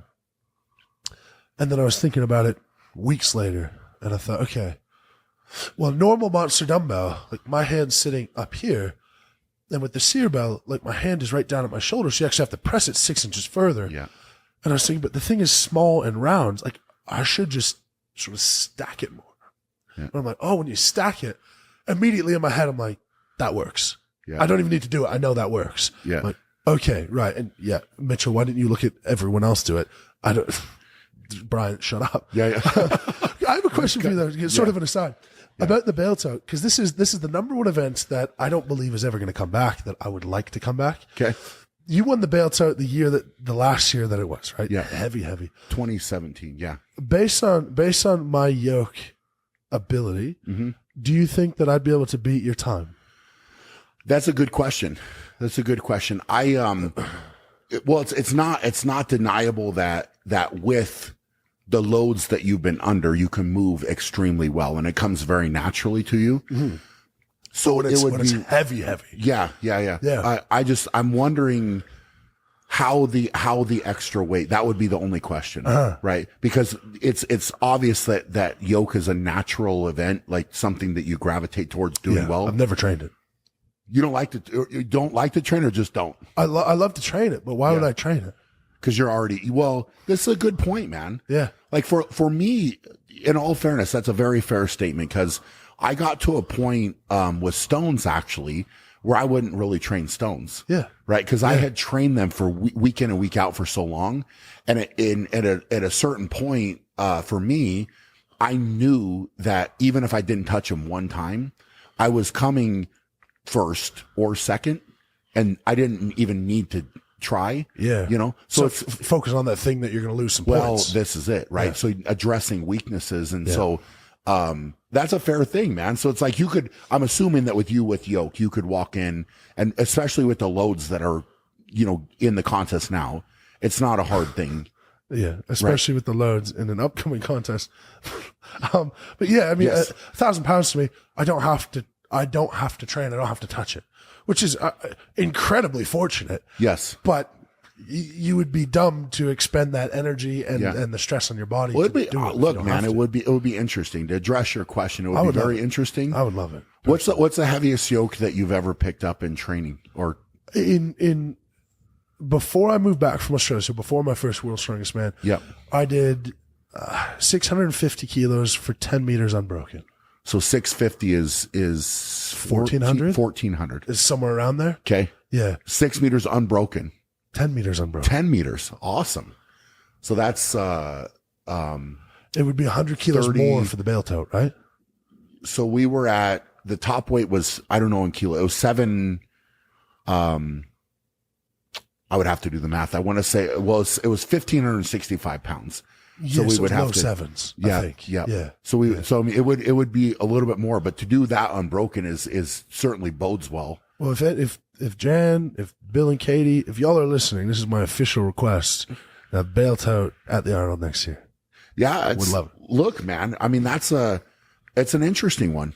It's an interesting one. I mean, it would be, and then what weight would they come in with, cause you naturally want to probably try to go like somewhat above or at least at that weight, right? Same weight. I think same weight. Yeah. But I mean, I guess that year decimated people, so that's probably why it'll never come back. The first two events of 2017 were, that Yoke 1565 and a frame carry up the ramp at 1,140 pounds with straps. That was day one. Yeah. Let's talk about how Strongman's changed over time, because you've been very openly critical about Strongman getting too light and it's becoming too much cardio, and et cetera, et cetera. But what's interesting about that critique is that the results from your show, which is absurd, and I would love to hear your thoughts on this year's loads. Yes. But the results from those shows very closely mirror the results from the shows that are lighter and more endurance based. Do you think that it's the lighter shows, quote unquote lighter, are testing different qualities and the guys are just better able to adapt to anything? It's an interesting question, right? Because I think the argument can be made that if the loads are lighter, potentially the same, like for example, Yoke, right? Like if the Yoke is at, what do you have it, Rogue, 900 pounds or something? Yeah, like it depends when this comes out, if we can say it or not, but it's quite light. Okay. It's the lightest Yoke I'll have done in a competition since my first competition. And let's just say that that's the lightest, 400 kilos, right? Sure. And not the contest. We don't even need to say the contest, but let's just say between 400 kilos and 550 kilos, something like this, right? Yeah. So say 1,200 pounds, give or take. Yeah. Right. Most likely, any of those loads you would probably win. Right. Right. So you could make it heavier, you could make it in that particular event. Yeah.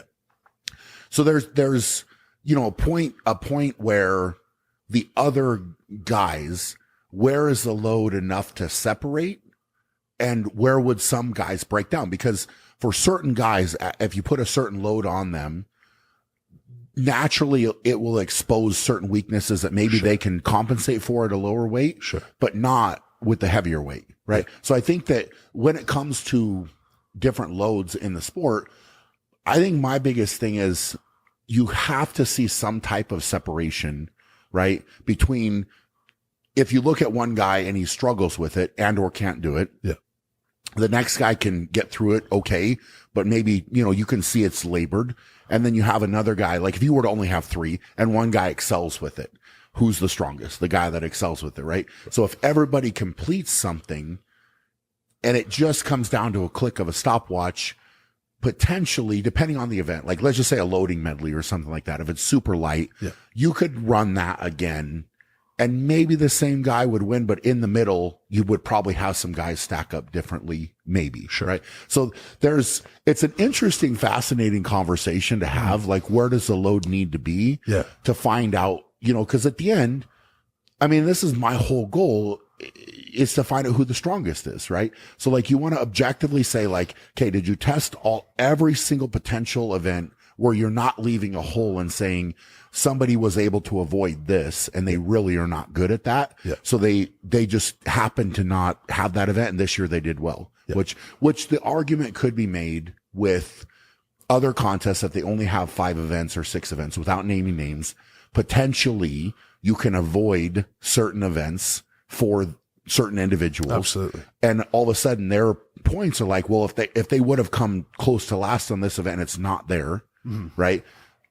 Whatever event it might be. Now, could you manipulate that, or could they just potentially get lucky?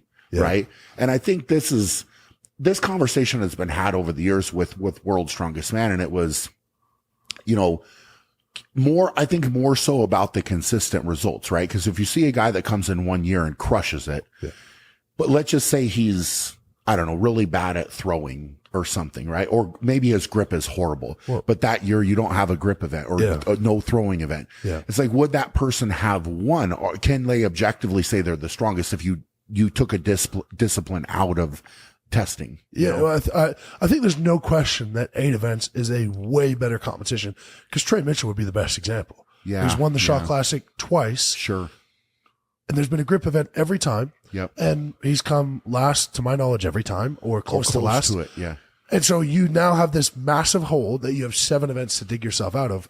Where in a 5 or 6 event show, if there's no grip, you're sweet. If there's grip, you're done. There's no way you can build it back. Absolutely. But let's talk about load, and let's talk about this year's Strongest Man on Earth. Fair enough. Because holy hell, did that destroy me? I mean, physically, I didn't get hurt.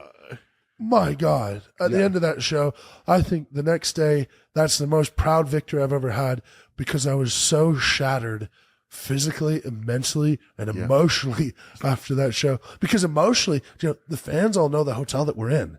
So from the second you land to the second you leave, you're kind of on, unless you're in your hotel room. Well, and two, man, you're a guy that connects with the fans, right? So also along with it, you're at the expo.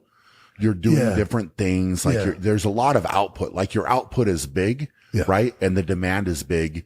And so that's a component of it. But load across, like it makes me happy, because I feel like you're a guy that walks out and you're kind of like, hey man, just let's dust my shoulders off. I'm good tomorrow. Like you want to you want to run it again? Almost always. Run it again. Almost always I'm that way. Nearly always.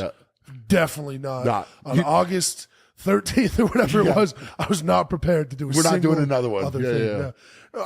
Let's talk about the events that actually caused a lot of zeros. And let's say if you were to have that in the competition again, would you think to adjust the weight? So we'll talk about squats totally separately. Okay. The event that I absolutely destroyed everyone on. But wonderful. That'll make a lot of people happy. That'll be a great one. Good. Yeah. But first of all, Atlas Stones. Yes. That tactically, that was not good. Yes. By the guys. Yeah, I know. Yep. I was very surprised. I'll say that. I was very surprised at some of the tactics and, the way that was approached, because I mean, technically walking out there, the first stone, it's not like a stone run. The first stone is not light, right? And I think that the way that some guys chose to go about it was like, the first stone's not, like that's a joke or whatever. And it's not, like it was not at all. Like that was meant to be a decent starting point, right? That's what it was. And then, again, you walk out there. I don't know, man. I don't know. I mean, what was your feeling with it? Cause obviously you executed well on that. Yeah. Well, okay. So it's funny because in preparation for that, And the reason I brought that one up first for loads, because I would imagine if you did that again, which I hope you do, the loads would have to stay the same. There's no problem at all, in my opinion. Yeah. But in preparation, all I had was a 220 stone, so a 480. Yep. And I was arguing with Laws, and I said, okay, if I can do that for 4, mathematically, that's going to virtually guarantee me the 550 stone. So I'd like your permission to start on that. Yeah. And he kept going, well, let's see. And I'm sort of like, dude, just tell me if I do this, I can do this. That's it. Yeah. And it was maybe a 3 out of 10 conflict, which would be our largest level of conflict that we've ever had. 3 out of 10. It's not major at all. But then I'm watching guys, and I watch 0 and 0 and 0 and 0. I'm like, God damn. And so then he was sort of on the floor. Yeah. And so I called him over and almost simultaneously said, like, start with 450. Yes. Like, just get something on the board. Yeah. Yep. Because I was concerned about the stones. I was concerned that they were weird or something was strange about them, or they're slippery or whatever. Lo and behold, I got out there. In my opinion, they're perfect. Yeah. They're perfect. I found nothing wrong with them at all. I had a maximum effort, 550 on my second rep, trying to extend, and I stuck to that stone like I've stuck to no other stone in the past. It was perfect. It was so good. Yeah. So yeah, I mean, it was really strange to me. Really strange. It was. Yeah, I can't explain it from other guys' perspectives. Yeah. And actually, Tom is probably, I don't critique him for what he did. Yeah. Because that is a second nature stone to him usually. Sure. It's a big risk, sure, but it's not a big deal. But a lot of other guys, where you're just starting on something that would be very close to your max, after max keg toss, after max deadlift, after the overhead medley. Yeah. God. I was a little, I mean, again, just surprised, man, but it's been, truth be told, and I had to look at this objectively too. 2013 was the last time that event, or a similar event, not an event like that, but a similar event was done like that at the Arnold, where you have 2 different stone weights. You had a heavy and you had a light. And the way they did that was you got to attempt the heavy one first. If you failed, you could then go back and attempt the lighter stone. So that's the way that it was done. And, everybody walked out there and approached it differently. Right. But it was a good load. Right. So that stone, that year was I believe was 540. The weight of that. So just under what the third stone we had in the contest was. And, it was, it's just it's a different thing for a heavy stone. Right. And I think that a lot of guys I talked to some of them about their setup, their tacky, what they were using, this type of thing. And, I don't think that a lot of the guys potentially use the right tacky. That may be a big one, because when you're lifting that heavy of a stone, in my opinion, is you can't have any give in the tacky, right? You need to be glued to the stone 100, like what you're saying. So when I did that stone back then, 540, right? It was almost like I had a hard time letting go of it. To get, it's going over the bar. I'm almost going over the bar with it. Right. Cause you're locked into it. So if you have any give also, it's potentially a very risky thing you don't want to slip. Cause if you start slipping, the likelihood is you're probably going to slip more. Right. So I think that, potentially, let's just say that it were to come back. Right.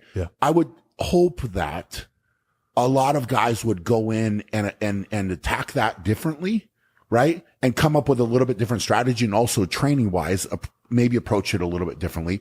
But the access to the heavier stones potentially was a little bit of an issue for guys. Maybe. But the loads, man, it's such a fascinating thing, because I think that some guys expected potentially, like you were talking about, hey, and who knows, maybe if you walk to the 550, it's like, oh crap, this is not good. And then if it doesn't go, then what do you do? If you go back, your tacky's now crap. Yes. It's not going to happen. And I think we've seen that with some of the events and the way that it's laid out. There has to be a strategy in play.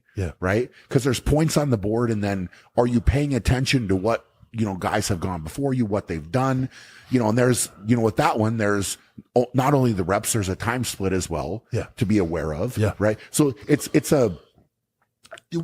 what I like with it, man, is it's obviously you're finding out who's stronger for sure, but also how do you execute, right? Like when you walk out to the event, how you execute, you know? Yeah. So I think Stone's out the way. That load selection, even though there was a lot of zeros, Yeah. You're not going to make the first stone lighter than the last stone of the stone season. It makes no sense. Yeah. Let's talk overhead medley. And first of all, with the overhead medley, the thing that I think you deserve all the appreciation in the world for is that you just copped the mistake. Yeah. I think that was commendable and something that very few people would have done. The best I could have imagined from the average person would be like, our team made an error and we made a mistake. Sure. So I think that was great. And I think it was handled perfectly, to be honest. There's nothing else that could have been done.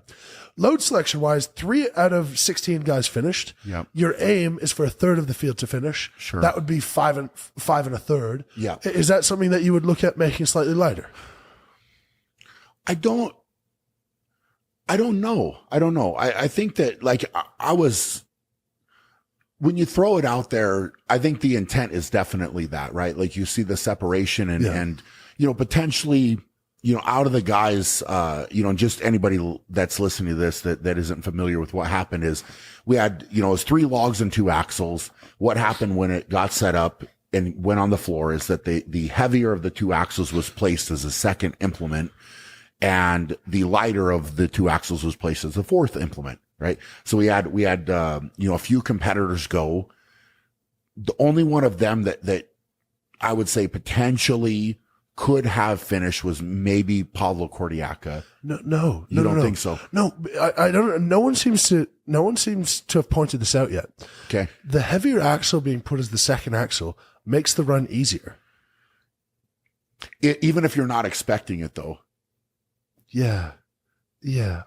If I'm lifting an axle, you're not going to put a 70% effort into the pull. If you're pulling the axle off the ground, if it's 300 pounds or 400 pounds, you're pulling it with aggressive intent to pull it as high as you can. Sure. It might catch you a bit, but regardless. That's a fair point. I would rather the lighter axle be the fourth one, of course. You almost get a break then. Yeah, that's right. Yeah, that's the fourth one. Right. So I don't think any of those guys would have finished. Potentially not. I mean, still an error you don't want to happen. Yeah. But my time would have been better if that was the case. Yeah. 100%. It's, yeah, that one was a tough one for me. I was so angry, man. I was so frustrated. That was like something that I was, and again, that's on me, and I put it on me for sure because it's just something you don't think about. But again, the numbers, I was like, oh, these cool custom axles are being done. We had tape on the back, in the back, like with the numbers. And it's like, well, all we would have had to done is etch the numbers or cut the numbers out and then it would have been perfect. Yeah. And okay, you know, yeah, people will probably point that out. Hey, that's pretty obvious, Brian. Yeah, cool. Thank you.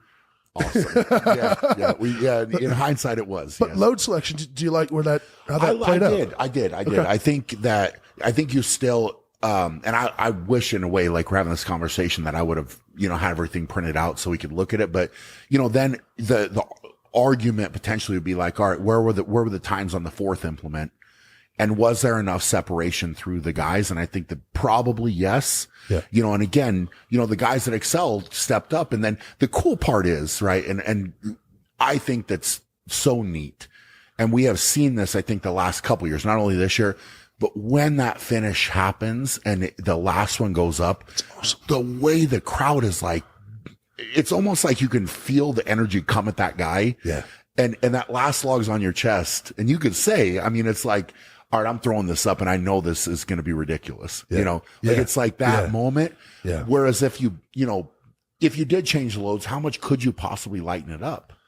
Yeah, I guess you could. The feeling of finishing one at Shaw is at Strongest Man. It is different than any other show because at most other shows, if they've watched 5 guys complete it and you're the 6th guy to go, when you have that last implement on the chest, it's sort of just an assumed thing as though you're going to hit it. Yeah. But it's certainly not that way.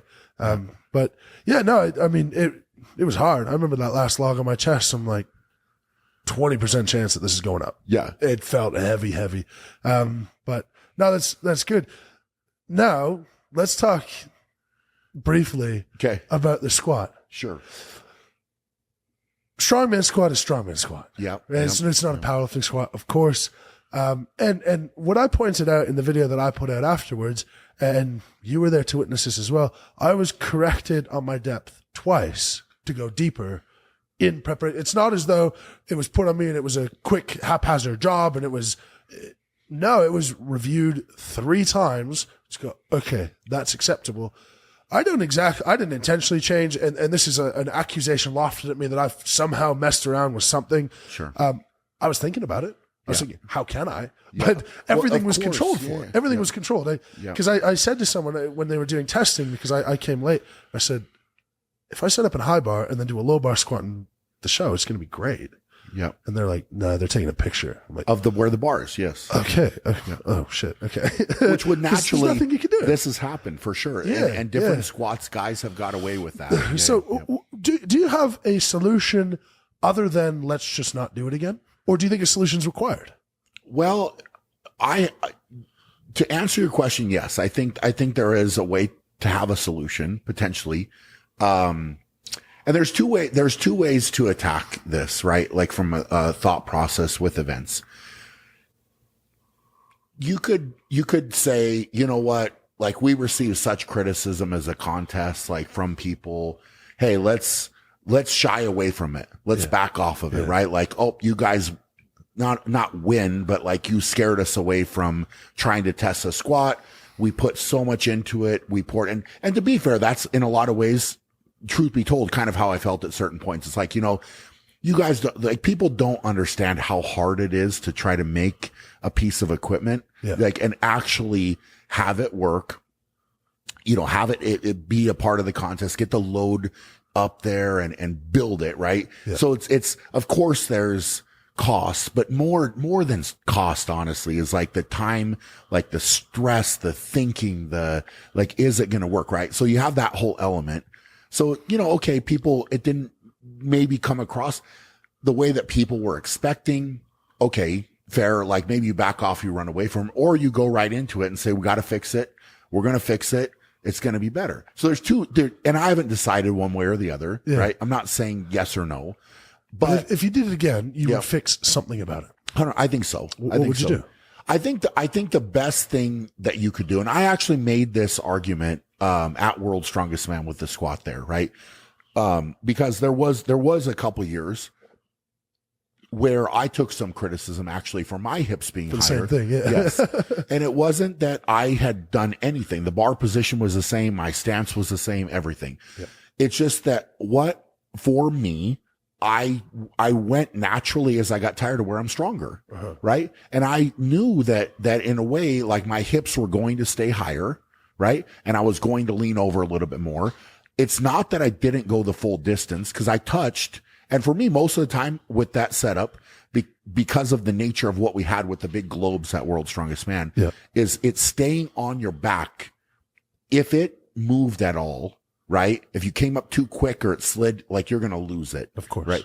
So I went slow, and actually like back in 2017, it was almost a pause squat that I did, like almost to the point that it was paused because I didn't know when I had touched the pad because they had put the cushions on top. Yeah. So you couldn't feel, right? So I had somebody calling to me, squat. And so if you went too hard, it would almost bump it off your back. Yeah. And certain guys were willing to make that risk of like drop it, boom, boom, boom. But if it slid a little bit or you hit one side and then hit the other, now your whole attempt is gone. So to answer that, I think that the only variable potentially to look at would be where do your hips go, right? So and I said back then, if you truly want to get rid of that, you have to have a depth that you have to touch. So your ass has to touch your butt. Something, right? With your butt. Yeah. So it would be a box squat. Yep. To some extent. You'd have to, but then you would control that variable. It's just how do you do that? Because, the hard part then becomes, well, then we could just do a powerlifting meet with powerlifting judges. But the nature of strongman is, can you move this from here to here? Sure. Right. And that's it. Yeah. And I think my performance in that event was incredible on a numeric basis. Yeah. And to be honest, I think it's been overshadowed. Sure. If I went, how many inches lower would I have had to go with my hips for there to be no controversy? Yeah. We're not talking a foot. We're talking a few inches. Sure. Okay. It probably would have gone from 10 to maybe 7, maybe 6. Sure. The likelihood I would have won the event is very high. And it was a good performance. It was a good perforance overshadowed by all this. But the reason that it got, I think, so much more attention, how many guys did a 6-second eccentric pause squat with 800 pounds? Yep. I couldn't do that. Yeah. No chance I could do that for one. It was wild. It was the execution. I think was on crazy. that one, to answer your question, I think the load could be changed there a little bit potentially. It was certainly too much for some, but also some guys just made horrible mistakes with foot position as well. Yeah. And that I think that I think there's a number of different things. I think having you guys in testing get some more weight on there. And maybe I didn't effectively communicate that, but we had made weight pegs on it so that guys, if they wanted some load, they could use it. So who's ultimately responsible for being prepared for what you're about to do? Well, if I thought I needed load, I would have asked for load. Somebody asked me that. I brought this up and somebody asked me, they said to me, all right, Brian, like you're saying that. Would you have asked for it if you wanted it? And I said, yes, I would have. No doubt. Like I would have argued if I said I need to feel some load or some weight on my back, I would have had an argument with whoever the promoter was saying to sign off the fact I feel confident in this, I would have asked for it. Or if I wanted it, right? But you and I would be the king and prince of neuroticism and pain in the ass of strongman promoters. Absolutely. But that's how you have to be. Yeah. You're competing for big money now. Yes. You have to be that way. And this is exactly it, man. I think there's a lot, to answer the question on that one. I think when you try, and this has happened before, right? Like I'm not willing to accept the status quo. Like when it comes to events, right? So like you bring in different events, you think of something that's outside the box. Maybe people haven't seen it. Maybe they are unaccustomed to it, whatever. I think it makes it really interesting and fun. Yeah. And like, to be fair, as a competitor, I liked when a new event was going to come. Absolutely. I loved it. Like trying to 100%. Figure that out. And I think that like the fans, as much as in some instances, they want to complain. And I will add to this, like there was a lot of people that were complimentary of the squat too. Like we're sitting here having this conversation, like, and I think that a lot of times, like in life, and this is maybe touching back to something we said much earlier talking here, like about negativity, you could have 100 great things said, one bad thing said, and it's for whatever reason, you'll dwell on that bad thing a lot more. Right. And we're talking about this. There was a lot of complimentary things said about the squat. Like it was cool. And people watching it were like, man, this is so fun. It was suspenseful, so you can look at it, you could break it down, you could analyze it from every which way. But like I said, I'm not willing to accept mediocre, like we're going to run a contest with these same events. It's always going to be this. It's never going to be fun and exciting. Like, I don't want to do that. I don't want to go back to, like, let's just say we took it out. Okay. Let's run a powerlifting squat, which some people did say, get rid of all the equipment. It's, let's just do a squat with normal plates, normal bar. You walk it out. Okay. Yeah. I promise you, even if you did that, somebody would say somebody didn't hit depth. And also, when did they last do something of that nature?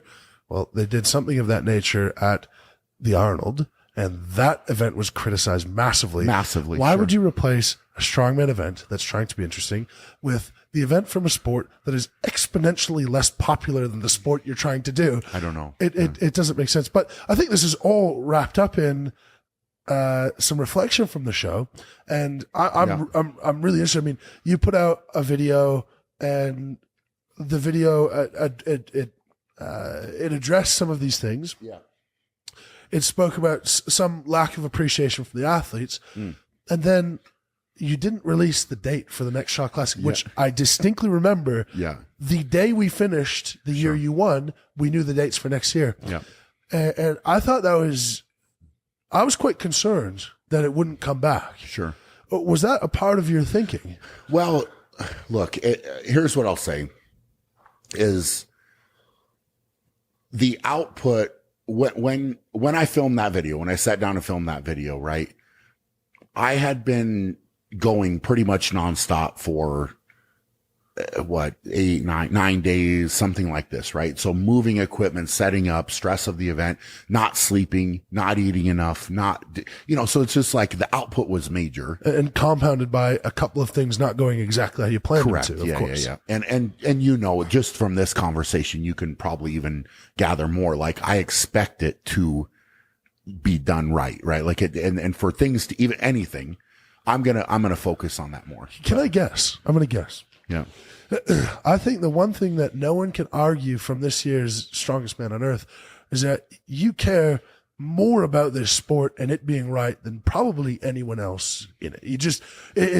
You're just so passionate. When something doesn't go exactly how you do, there's no part of you that is in any way going, well, things happen and we're growing and we're learning. It's like, this is just not okay. Not okay. Yeah. And so it's my guess is that a half of you goes like, this sport needs to improve and this sport needs to be better. Yeah. And the other half of you goes, I don't really want to do all of this shit again. Yeah. And you have to, I would guess that you have to balance those two things. You're right, man. Here's the thing is I sat down to film that video and I probably should have waited at least another day, right? To just take a breath for sure. And so, you get done with that and you're like, we are mobile, man. We are mobile. So things can happen. Somebody's I've lost my backrest. Just don't sit back anymore. Yeah. Like 2 hours as well. There we go. Oh, is that why you keep swinging back? Yeah. Okay. Every 5 seconds, recorrect. Yeah. There we go. All right. Thank you. Yeah. But I mean, Jen, did you have emotion that was saying at that moment in time, did you have emotion that was saying maybe I didn't? And there's also something you didn't book the arena. No. Or you would have told us the dates. Yeah. The arena wasn't booked. You put that video out. Every indication is maybe this isn't happening again. Well, and I think you're right on a number of different levels, if I'm being completely honest, because you go into it, there's a lot of output, right? Like the output's there. And for me, it's, I went into this and I mean, there's a lot of different ways we could go with this conversation, but it's like the whole reason this contest started is love, right? Like you love the guys, you love the sport. It happened in 2020 where I was talking to all these guys that are my friends that I care about that a lot of them rely on prize money. They rely on sponsorship, right? And it's not happening. And I'm like, here's this wild idea. Let's just do it. I think we can raise some money for these guys. I think we can do something good. Let's just make it happen. Right. Yeah. And then it grows from that, but it was all about caring. And, truth be told, man, I tried for well over 10 years, right, to get things changed. And a lot of the ideas, the 16-man lineup, the 8 events, the way things are weighted, like all of these things were shared with other contests. And I said, I think this is the right way to do it. I think this is how you can do it. And all of it, in a lot of ways, fell on deaf ears. Not that some improvements weren't made from meetings. I'm not going to say that, but also things didn't happen the way I thought they needed to happen. And eventually the thought pops in my head. Look, Brian, if something's going to change, you have to do it.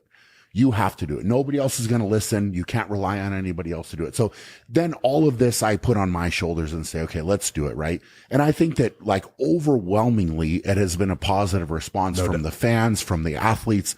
And, I think in some ways, like I'm potentially fighting a battle that's my battle. It's not any of like the current athletes' battle. It's not, right? It's mine. And, I'm ultra competitive in a lot of different ways. This is something that is a competitive thing for me too.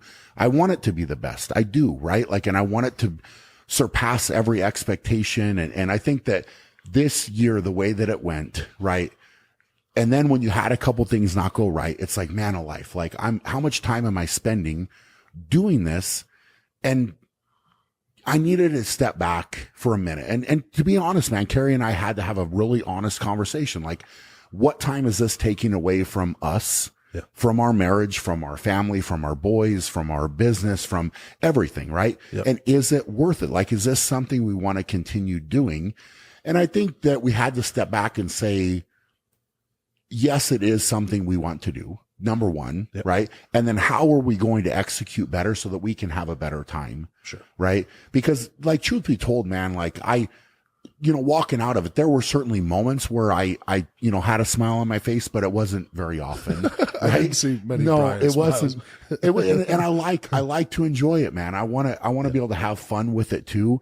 And so I think with a little bit of a shift in the approach and the thought process and, coming at it from a little bit different angle, I think it can still grow. I think it can still be good. But, you're right, man. When I made that video, I was very undecided. Yeah. I very much was, because it's like, well, we've done what we've done. I think it was successful. I think it was growing. But like, here's the thing is I thought about the guys for sure, but then I thought about the fans, and there's so many fans that come, and the stories they share and the things that they like will go through. And they're like, we book this vacation every year. And like, we're traveling to see this, and we have this, we have that. And it's like, man, that's something special. And I think that nucleus has now been built where it's like, we can't give up on that right now. Yeah. And it's not, and it's not about me. It's not about like us. It's just about doing the right thing, and I think that that's where it's coming from. So we had to take a step back. I had to take a breath and like addressing, like I did say in that video, like, I don't know if the guys are grateful and this type of thing. And it's, I think overwhelmingly, man, guys are grateful in different ways. And it's not necessarily like, for you guys to come and say like, hey, Brian, thank you so much. Thank you. Like, this is great, blah, blah, blah. Right. It's like the fact, and I think I even said this to you after you reached out when I put that video out. Like, it's like because you reach out and immediately you sort of self-reflect and you're like, shit, I hope I'm not seeming ungrateful. Yes. And, I know. And that's not, that was not the intention. And, it's, I got to think, right? Like, if you guys, when I reach out and say, hey, you're invited, do you want to do it? And yes, like the way everybody said yes this year was like, holy cow, that's cool. Granted, I didn't say yes. No, you did. You said, Brian, let me think for a minute, right? Well, dude, my exact, I don't know if these were my words, but I said, it's very likely a yes, but I just have to see the events first. Yeah. And the reason I had to see the events first is because you weren't subjecting yourself to them. And I know how heavy and hard you like to make things. Yeah. So I just had to look and go, is this going to destroy me? And frankly, when I looked at them on paper, I'm like, yeah, that should be fine. And then I experienced them and it was not fine. No, it was hard. Yeah. I mean, obviously I'm happy I accepted the invitation. I'm happy I did it. Yeah. But that was why I was like, let me just see what we're doing. We're in for. Well, that's fair. That's fair. I thought that was fair. But it's like for the guys, I guess in a way, man, the guys training for the event the way they do, talking about it the way they do, that's in a way like that type of dedication. Like if you really step back, right? And somebody's willing to go through that much pain, that much sacrifice, that much dedication to get ready for this event. Cause it takes a lot to get ready. It's certainly not a contest that you can take lightly. Right. So it's like, what, in a way that they're saying thank you through that. Right. Like, and I thought about it. I was like, they are right. Like the guys are like, they show up and they don't back down. Like they're going through these events and, some of them will walk out and fail and then they'll come back for the next event and really give their all for the crowd. I mean, guys were ending up on the floor. They were, and so that is a way of showing appreciation that I didn't necessarily identify the way that I should have. Right. So, there's the verbal communication, but also walking out there and laying it on the line like that is a way of saying thank you too. So is that a comment that you rescind or is that still a feeling you have? No, I don't. I think overall, and this is coming from, maybe it's a generational thing, right? Like, cause the way that guys communicated in maybe, I'm going to call it my era because I kind of competed in multiple different eras, right? Like I just lasted a long time. You could be my dad. Yeah. Biologically. I mean, I guess technically speaking, in a way that I would have had to start early, but maybe. Yeah. Yeah. It would have been like maybe an Appalachian, Something really young. And I think it's a perspective, man. And this is something like that's certainly interesting because you got into the sport, you know, once things had kind of evolved, but like there was a point for me where I would fly to the other side of the world and to win a contest, I was maybe getting $1,500, $2,000 to win. Right. So, but that's what I would do. Yeah, and so it's a different, you know, again, that's basically what 16th place is getting paid now for the strongest man on earth, which is a great thing. But also like, I think that, you know, some of the guys that I kind of came through with, they experienced that, and the perception I think has shifted where the guys now, the opportunities are different. The prize money is different. The opportunity to earn is there more. Yeah. And so it's not I don't think it's perceived as big of a deal where the prize money is up, where, you know, I mean, it was for most of my career, World's Strongest Man was like 40,000, 42.5. Like that's what it was. Yeah. And now it's up a little bit, which is great. A little bit. Yeah. But it's still not like, it's not where I ever thought it should be. And I still think that it needs to go more, but it's like, I think it's coming from a spot for me where there's a tremendous amount of work that has to be done to make that prize money happen. And it's both on the athlete side and the promoter side, but also the willingness to give it back. Yeah. And so it's not, some guys and, you know, maybe it's just, they don't communicate it well or whatever. Like they don't necessarily show that. But what I said is everybody, I think in a certain way showed gratitude through their performance. Right. Sure. So I think in that way I would retract it, you know, and I don't think that I shouldn't go in and expect it, but this is, I think maybe my perspective and, you know, Carrie and I's perspective is we started this like literally in our home, and then it's grown from there. And as it's grown, it's a very different thing. Cause like the first contest, we were literally having like a meal in our house, you know, with the guys. And it was like, man, it's like, we're having them over. We're just us. And it was like, everybody's saying thank you and this and that. It's like, it was just this like little family. Right. And now it's grown into this monster thing where there's all these moving parts. So I think just from a perspective, I have to shift that a little bit and let it naturally kind of take off. Sure. But the guy stepping up and performing, man, is a way to say thank you in a way. So it's like, I guess I would retract it for that reason. Sure. Because if the guys weren't appreciative, they wouldn't train hard. Of course, and they wouldn't show up and perform the way they There was no questionable pullouts. There was no one who didn't look like they were giving a full effort. There's nothing. Does it give some funny perspective that the first Shaw Classic, I didn't even know what the Shaw Classic was. That's wild. I would have had no idea. I know. It's wild. It's funny to think about. Now, this assessment that you and Carrie made of, is this worthwhile? Is that something that you think you're going to do every year? And in 5 years' time, what % chance is there that the strongest man on earth is still a contest? I think it's a high likelihood, right? I think this was the year where the shift had to be made in assessing it, right? Yeah. Like I think that and partly because I wasn't competing. This was the first year where I wasn't competing. Yeah.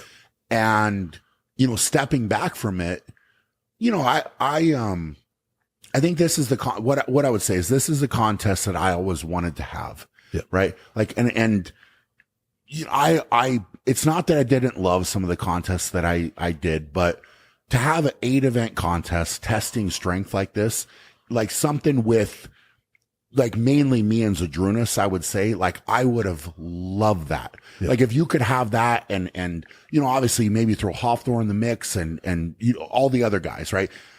Like there were certain years where things were, I wish that we would have had this. I really do. Right. Yeah. And so I think that it's born from that, which is a beautiful thing. Yeah. And if we stop guys like you, the guys that are competing now, I don't want you to look back and say, cause I did, to be fair, right? Fortissimus happened in Canada in 2008 and 2009. Yeah.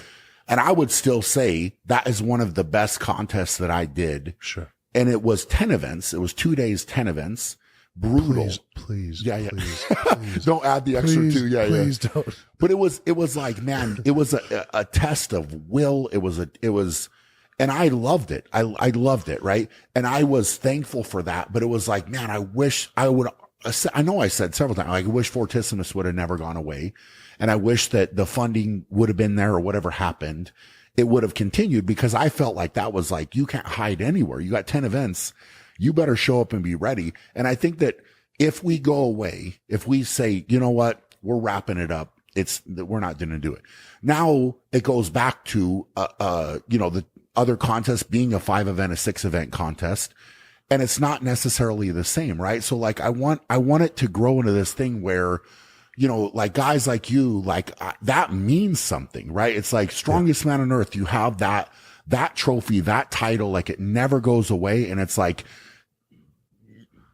at least in our realm, again, we're going to run our race. We're going to do it the way we're going to do it. Yeah. But like in history, that's going to mean something. It's big time, right? Yeah, and there's nobody that could ever say a thing ever about that being compromised, right? Like that's what I don't want. I don't want any story to come out and be like, well, Mitch knew the events in 24 and this is why he did good, or none of that. I can hand on my heart swear on everything that will never happen. Yeah. And that also means something, because it's like, I don't want the guys like to ever have that happen. So there's a lot of, and probably like, as we're getting into this and talking about, like, you can see the emotion that's there, but it's like, it's just one of these things, man. It's kind of like in a way, it's like a baby that you've raised and now it's growing, and you have to kind of let go a little bit and let it do its thing. And it will. And I think that like, if we can learn, because, let's be honest, man, like on the strongman side and the event side, I would say that I had a lot of knowledge, like going into it and the way things should be done. And, even now it's not like it's easy to choose the loads. Like you got to do a good job and put a lot of thought, probably more thought than anybody realizes into it. But also, from the promotion side, like, look, man, we learning as we go, right? Like this arena, the expo, like things that are going and, it's blossoming into something great, but it's also like I'll be the first to admit, we have to learn. We have to get better. We're going to get better. And you approach it with this mindset of growth. And that's how I always try to approach everything, right? Because if I know everything, if I sit here and say, hey, Mitch, I know everything about promoting a contest, everything about putting on events, everything about an expo, everything about the promotion, all of it. Yeah. I'm not open to hearing anything else. Sure. I've shut my mind off to learning at that point, and that's not where I'm at, right? So it's kind of like, and truth be told, with Strongman the same way. Like I approached that my entire career the same way. Yeah. Like I'm willing to be open to learning, so I'm constantly growing, right? Yeah. And I think that that's an important thing too. So to answer your question, percentage wise, I think it's highly likely that it is around and thriving and doing better than ever. That's what I want. 90? Right? High, very higher than that, probably. Okay. Yeah. It's a good percentage, man. Awesome. It's just too much. And the love of the sport, the love of the athletes, the fans that come, like, it's just too much to give up on. Yeah. Right? Yeah. Well, I think to round let me piggyback that. Yeah. So what's the likelihood that, because you said, what did you say, 5 years? Yeah. What's the likelihood that Mitch Hooper is coming to that contest in 5 years? Like, what's the strongman projection for you? Yeah. Because I know you've kind of gone both ways on this. Well, funny, when my first World Strongest Man, I said I'd compete for 3 years. Yeah. I'd do that, and then that was it. And that's now. I anticipated this would be the end for me. Yeah. Obviously it's not yet. But I'm in a really lucky position in life and in business and in profile and in social media stuff, that the day is going to come very soon that I don't need strongman prize money or competition to stay relevant and to feel like I can support my family and the people who work for me. And when I remove that from consideration, it's now a new thought process. Just like you went through that thought process of, it's the first time you've committed a lot of time to a show that you otherwise wouldn't have to commit a second to, because otherwise you would have been competing regardless. Yeah. And so when I think about that assessment, I think, is it still something that I want to do? And is it still something that's worthwhile? And when I went to Vegas for the show 2 weeks ago, I saw how people can, and sucked in might be the wrong word because obviously you're willing, but I could see how people were getting sucked in because I wasn't thinking about the contest at all. Interesting. When I was flying down there, I was thinking about like, oh, I'm going to see Lars and Liz and I can't wait for that. And they're going to meet Peyton for the first time and I'm excited for that. And I'm going to get to see Hicksy and I haven't seen Hicksy in a while and I love it. And that's the stuff where I'm like, do you know what? That's the stuff that's going to stick me in it for much longer than I anticipate. There are elements though where both of my dad's parents died before 60 from heart issues, and I have high blood pressure, and I do my best to mitigate it. But being 325 pounds is not the best thing you can do to mitigate it. Yeah. Since I've had a daughter, I've thought a lot about the risk factors that I put myself through for all cause mortality, and they are higher than they need to be.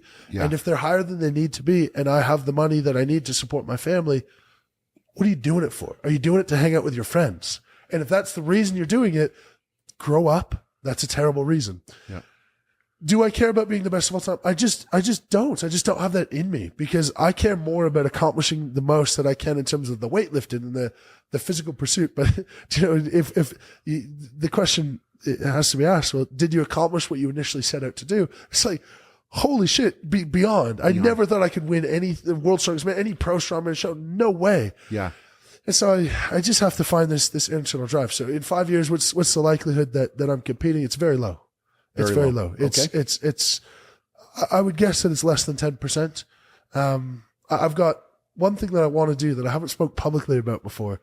But maybe I will. This is just an interesting physical pursuit because I want my life's mission to be to inspire people to live healthier in body and in mind as much as I can. And how my life has gone, that's going to be in a very small way and very wide. A lot of people. Yeah. And I've talked about running marathons in the past, but people didn't know me then. And I think what I would like to do is say, okay, you can say that I'm genetically gifted for strength, of course. Yeah. But you cannot be genetically gifted for strength and for aerobic fitness. So what I would love to do is I would love to compete in World's Strongest Man 1 year. And I have a year in mind, but I'll keep that to myself for now. Compete in World's Strongest Man 1 year. Give myself 12 months to run to finish an Ironman, my first Ironman. Wow. And then give myself 12 months to go back to World's Strongest Man.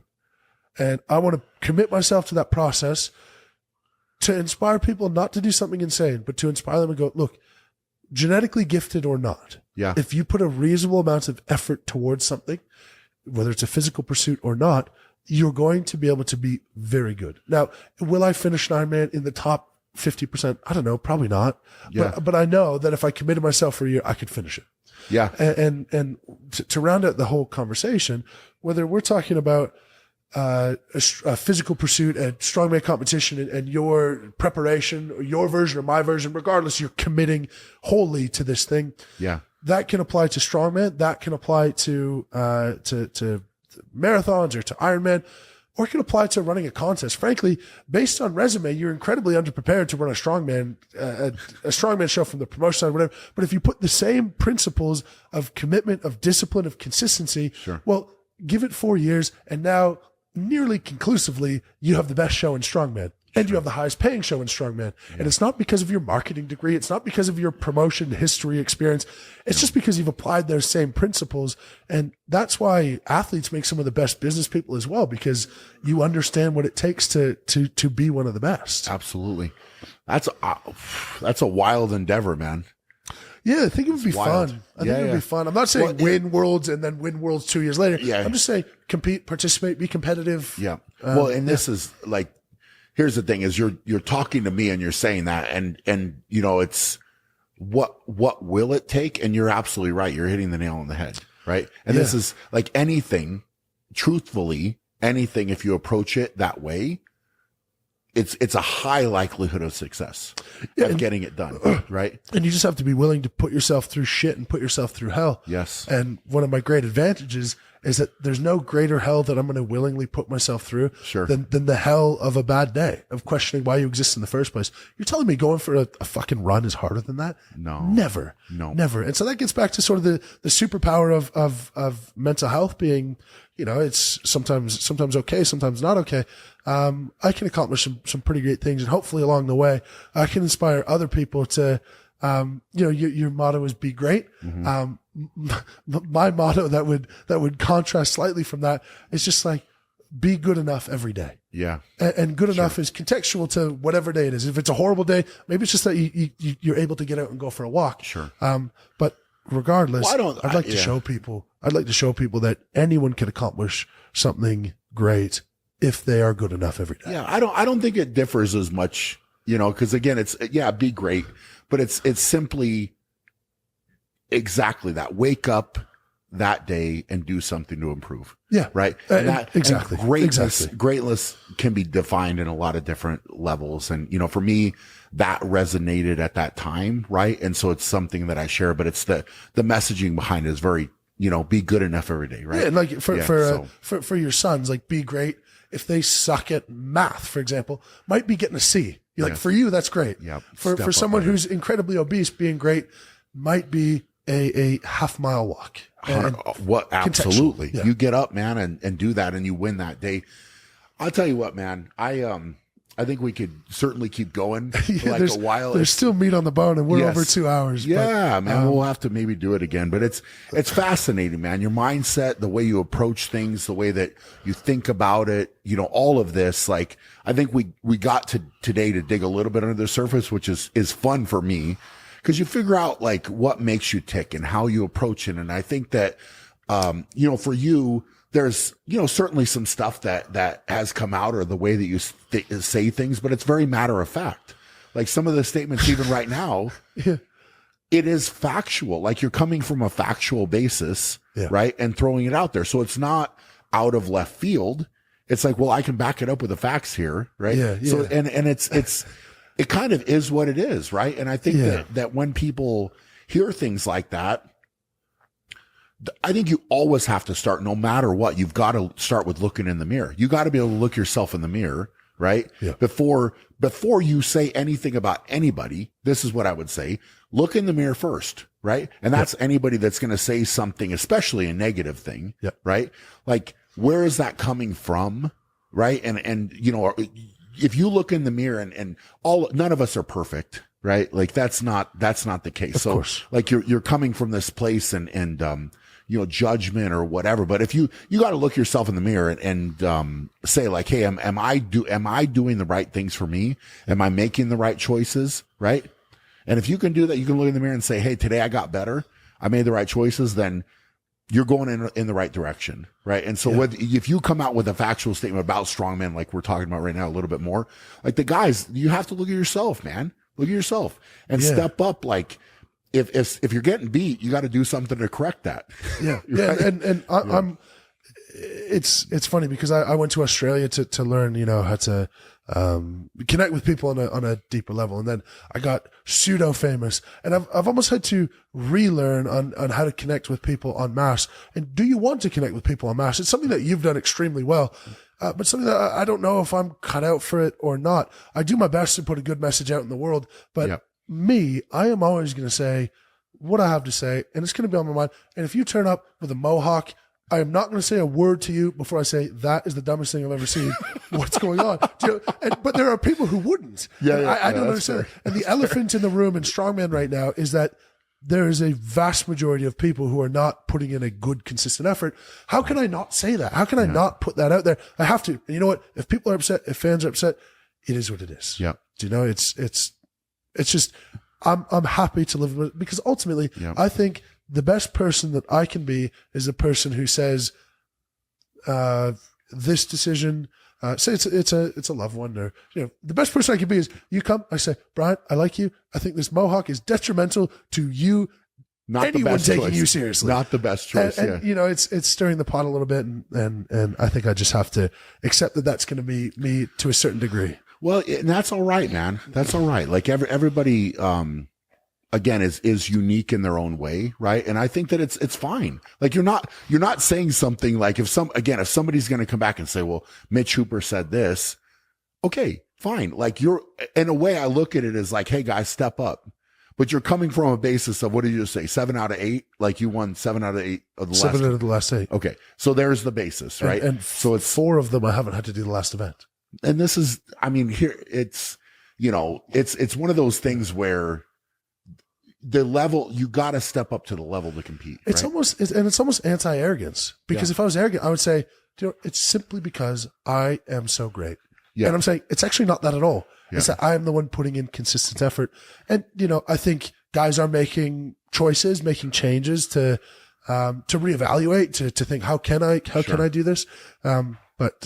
It's consistent, and people who follow me closely know that there are a handful of things, and the Arnold saying, it doesn't mean much. I retracted, and I actually regret that I retracted it, because I truly believe that what I meant to say was the correct thing. And, in the end, Strongman is a part of life, and it's a great personal endeavor, and it's a great thing that can impact a lot of people. But ultimately, people ask me about pressure, and it's funny you say going in with no expectation sometimes can be really relieving, because what I would give to go into a show right now, not having that expectation of like, if I win a show right now, it's relief. It's not joy. It's just relief. And if I lose, it sucks. There's no great positive feeling. I would love for that to be the case. Yeah. But it's probably never going to happen again. People ask me about how I deal with the pressure, though, of expecting to win every show. Well, if my daughter's healthy, if my wife is healthy, if we can pay our bills, if I can't lift a weight or I can't lift a weight, it's okay. I'm going to do everything I can to be able to do it. Sure. But it's okay. Yeah. Well, the thing is, I think people can listen to this and understand your perspective and where you're coming from, right? In full context, I think so. If you listen to this whole thing, I hope it gives people context of me and where I come from. And, my intentions are always good. I don't have anything in the back of my head other than I want everyone to be happy. I want the sport to grow. I want to do my part. And I think my actions show that I'll run myself into the ground to promote myself, to promote Strongman, to do everything I possibly can to get it out there and be the best version of myself that I can be. And it's far from perfect. Yeah. Well, it's your path, man. It's, like I said, everybody has their path they walk down, and obviously from childhood to what you do and why you do it. And, I think that there's a reason that you got into Strongman. I think it's a reason, things have happened and they laid out the way that they have. Right. And this is now to the entire sport, right? Like at this moment, it's,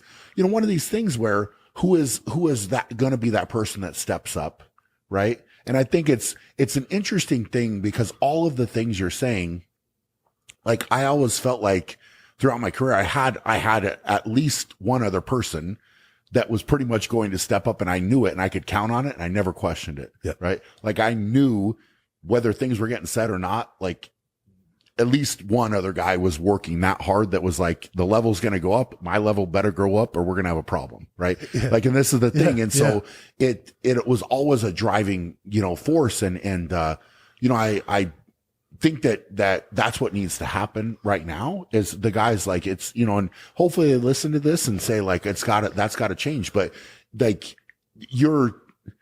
what you're saying, like it hits me differently.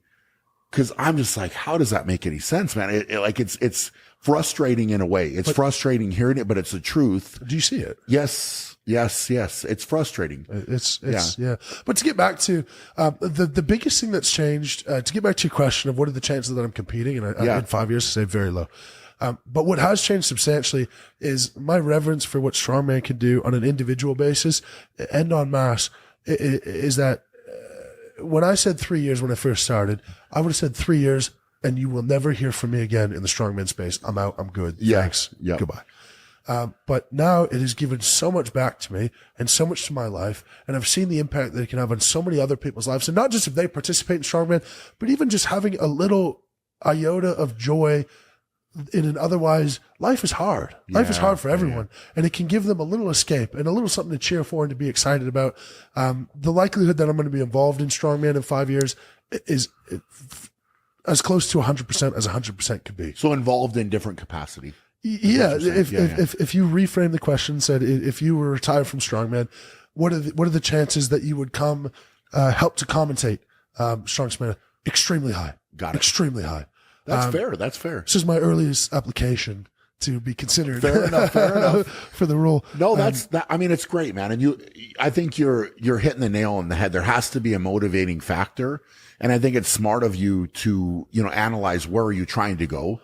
And again, what is that? And it's tough because even for me, I went through the same thing, right? Like I went through the same thing and I'm not going to lie. Like it's different, walking out, and it'll be interesting when you cross that bridge, like how it will be for you. Right. But it's like, in all honesty, like it's something where you step back. I watch you guys compete, at the strongest man on earth. And I'm like, man, certain things that was like, okay, that's not, cause it's not like I walked out. I didn't get forced to retire. Yeah. No, you're good. You're still good. Physically, I was good, but I'm happy. Like I was very comfortable to call that shot, but like I'm walking out, I'm still competitive in thinking the things I'm thinking, right? Which is naturally, I think, going to happen. Yeah. And it's good, right? It makes me feel alive, but it's also cool to walk away where my body's good. I don't have a back problem. I don't have a knee problem. I don't have a shoulder problem. I don't have an elbow problem. Like nothing, right? Like I'm good. But then this would be a whole different conversation to jump into is like, okay, how are you approaching it? What does your programming look like? Are you listening to your body? Like, are you going to walk out healthy? Which I believe that you are, right? And this is for a lot of guys, like how broken are they when they walk away and being forced out because your body's broken? Yeah. Right. Well, and this is a whole different thing, but absolutely. Like, I think for you, there's going to be a lot of power in calling your shot, doing what you want to do, doing it the way that you want to do it. 100%. Right. Yeah. And you're in control of it. And I think that I see and hear that in what you're saying, which is great. And it certainly is a whole nother conversation. Certainly for part 2, we're over 2 hours in. Yeah. Thank you to whoever's still listening. Yeah, Appreciate man, it. this is awesome. So good. Yeah. But I haven't even looked at that one time. I feel like we're just in the zone. It can go 5 hours, I reckon. But the one thing I do want to say in version 1 of this podcast is people can do the math on prize money and the math on the prize money that you win in one show or that I've earned over X period of time. Yeah. And it's not a small consideration for me to think about the people who have come before me, because it has been an accusation lofted at me. And I don't know if you've ever felt this way. And I wouldn't have any ill will towards you if you did in my coming up in the sport and things that I've said as I was coming up, that I lacked reverence for people who came before. And I just sort of turned up and whatever. Yeah. But the reverence that I show for the people who came before and the appreciation that I show for people that have come before is that fact that I will turn up at every show ready to win and ready to put in my full performance and do my best to grow the sport. And the reason that I say in 5 years' time I will be involved in it is because I believe it is at minimum an obligation to continue to try to push the sport forward, to pass the torch and to be an ambassador for the sport to my best ability. I love that. And give someone else the opportunity to do really well. I've said to you before, and I will say it as well, when someone wins $1 million for winning World's Strongest Man, there will be a part of me that goes, God, come on. Yes. But there will also be a part that will be very proud that I've played some sort of small role in growing the sport to the place where that's a possibility. And frankly, if it continues on the trajectory that it is, thanks to people like you to date, and hopefully I'm having a conversation with someone in 20 years that's saying, thanks to people like me, in small part, that it's got to a place that it is paying people extremely, extremely well, and it's grown, and more people are impacted. And frankly, I talk about prize money only because the prize money comes from brands being involved in the sport, and brands only get involved in the sport if people are buying the products, and people are only buying the products if they participate in the sport. So it's a representation of the participation of the sport. Yeah. And if that's going up, I know how many lives it's changing, and I need to be a part of that forever. Yeah. I love it, man. I love it. That's a great final thought, brother. Well, number one, appreciate your time, and coming on and sharing the things that you did, because some of the stuff we got into is not the easiest to talk about. So it's, it means a lot that you're coming on and sharing that. And I truly hope that people can listen to this, take something away for themselves, to get better. Right. And that's I think the underlying message and, the competitiveness, the drive that comes through from you is, it's just a byproduct of that, man. Like you're a guy that wakes up and wants to get better, does the right things to get better on a consistent basis. And that's what it's about. It's truly what it's about. Yeah. I would modify that slightly. I do not wake up wanting to get better. I just have this innate drive forever that I need to. That's fair. And I think when you get to that place, it just becomes second nature. Sure. And my message to anyone out there would be that if you're 4 feet tall or 7 feet tall, your IQ is 70 or 140, you can still strive to be the best person that you can be, and you can accomplish more than you probably think that you can. I love it. Love it. Well, I appreciate you guys for tuning in. Make sure to give Mitch some love. Go give him a follow, support him however you can. And take this to heart, improve yourselves, go out and be great. Appreciate you guys. Cheers. Thanks, man. We'll speak soon. If you enjoyed this podcast episode and would like to listen to another, click right here. And to stay informed about new podcast episodes, click here to subscribe.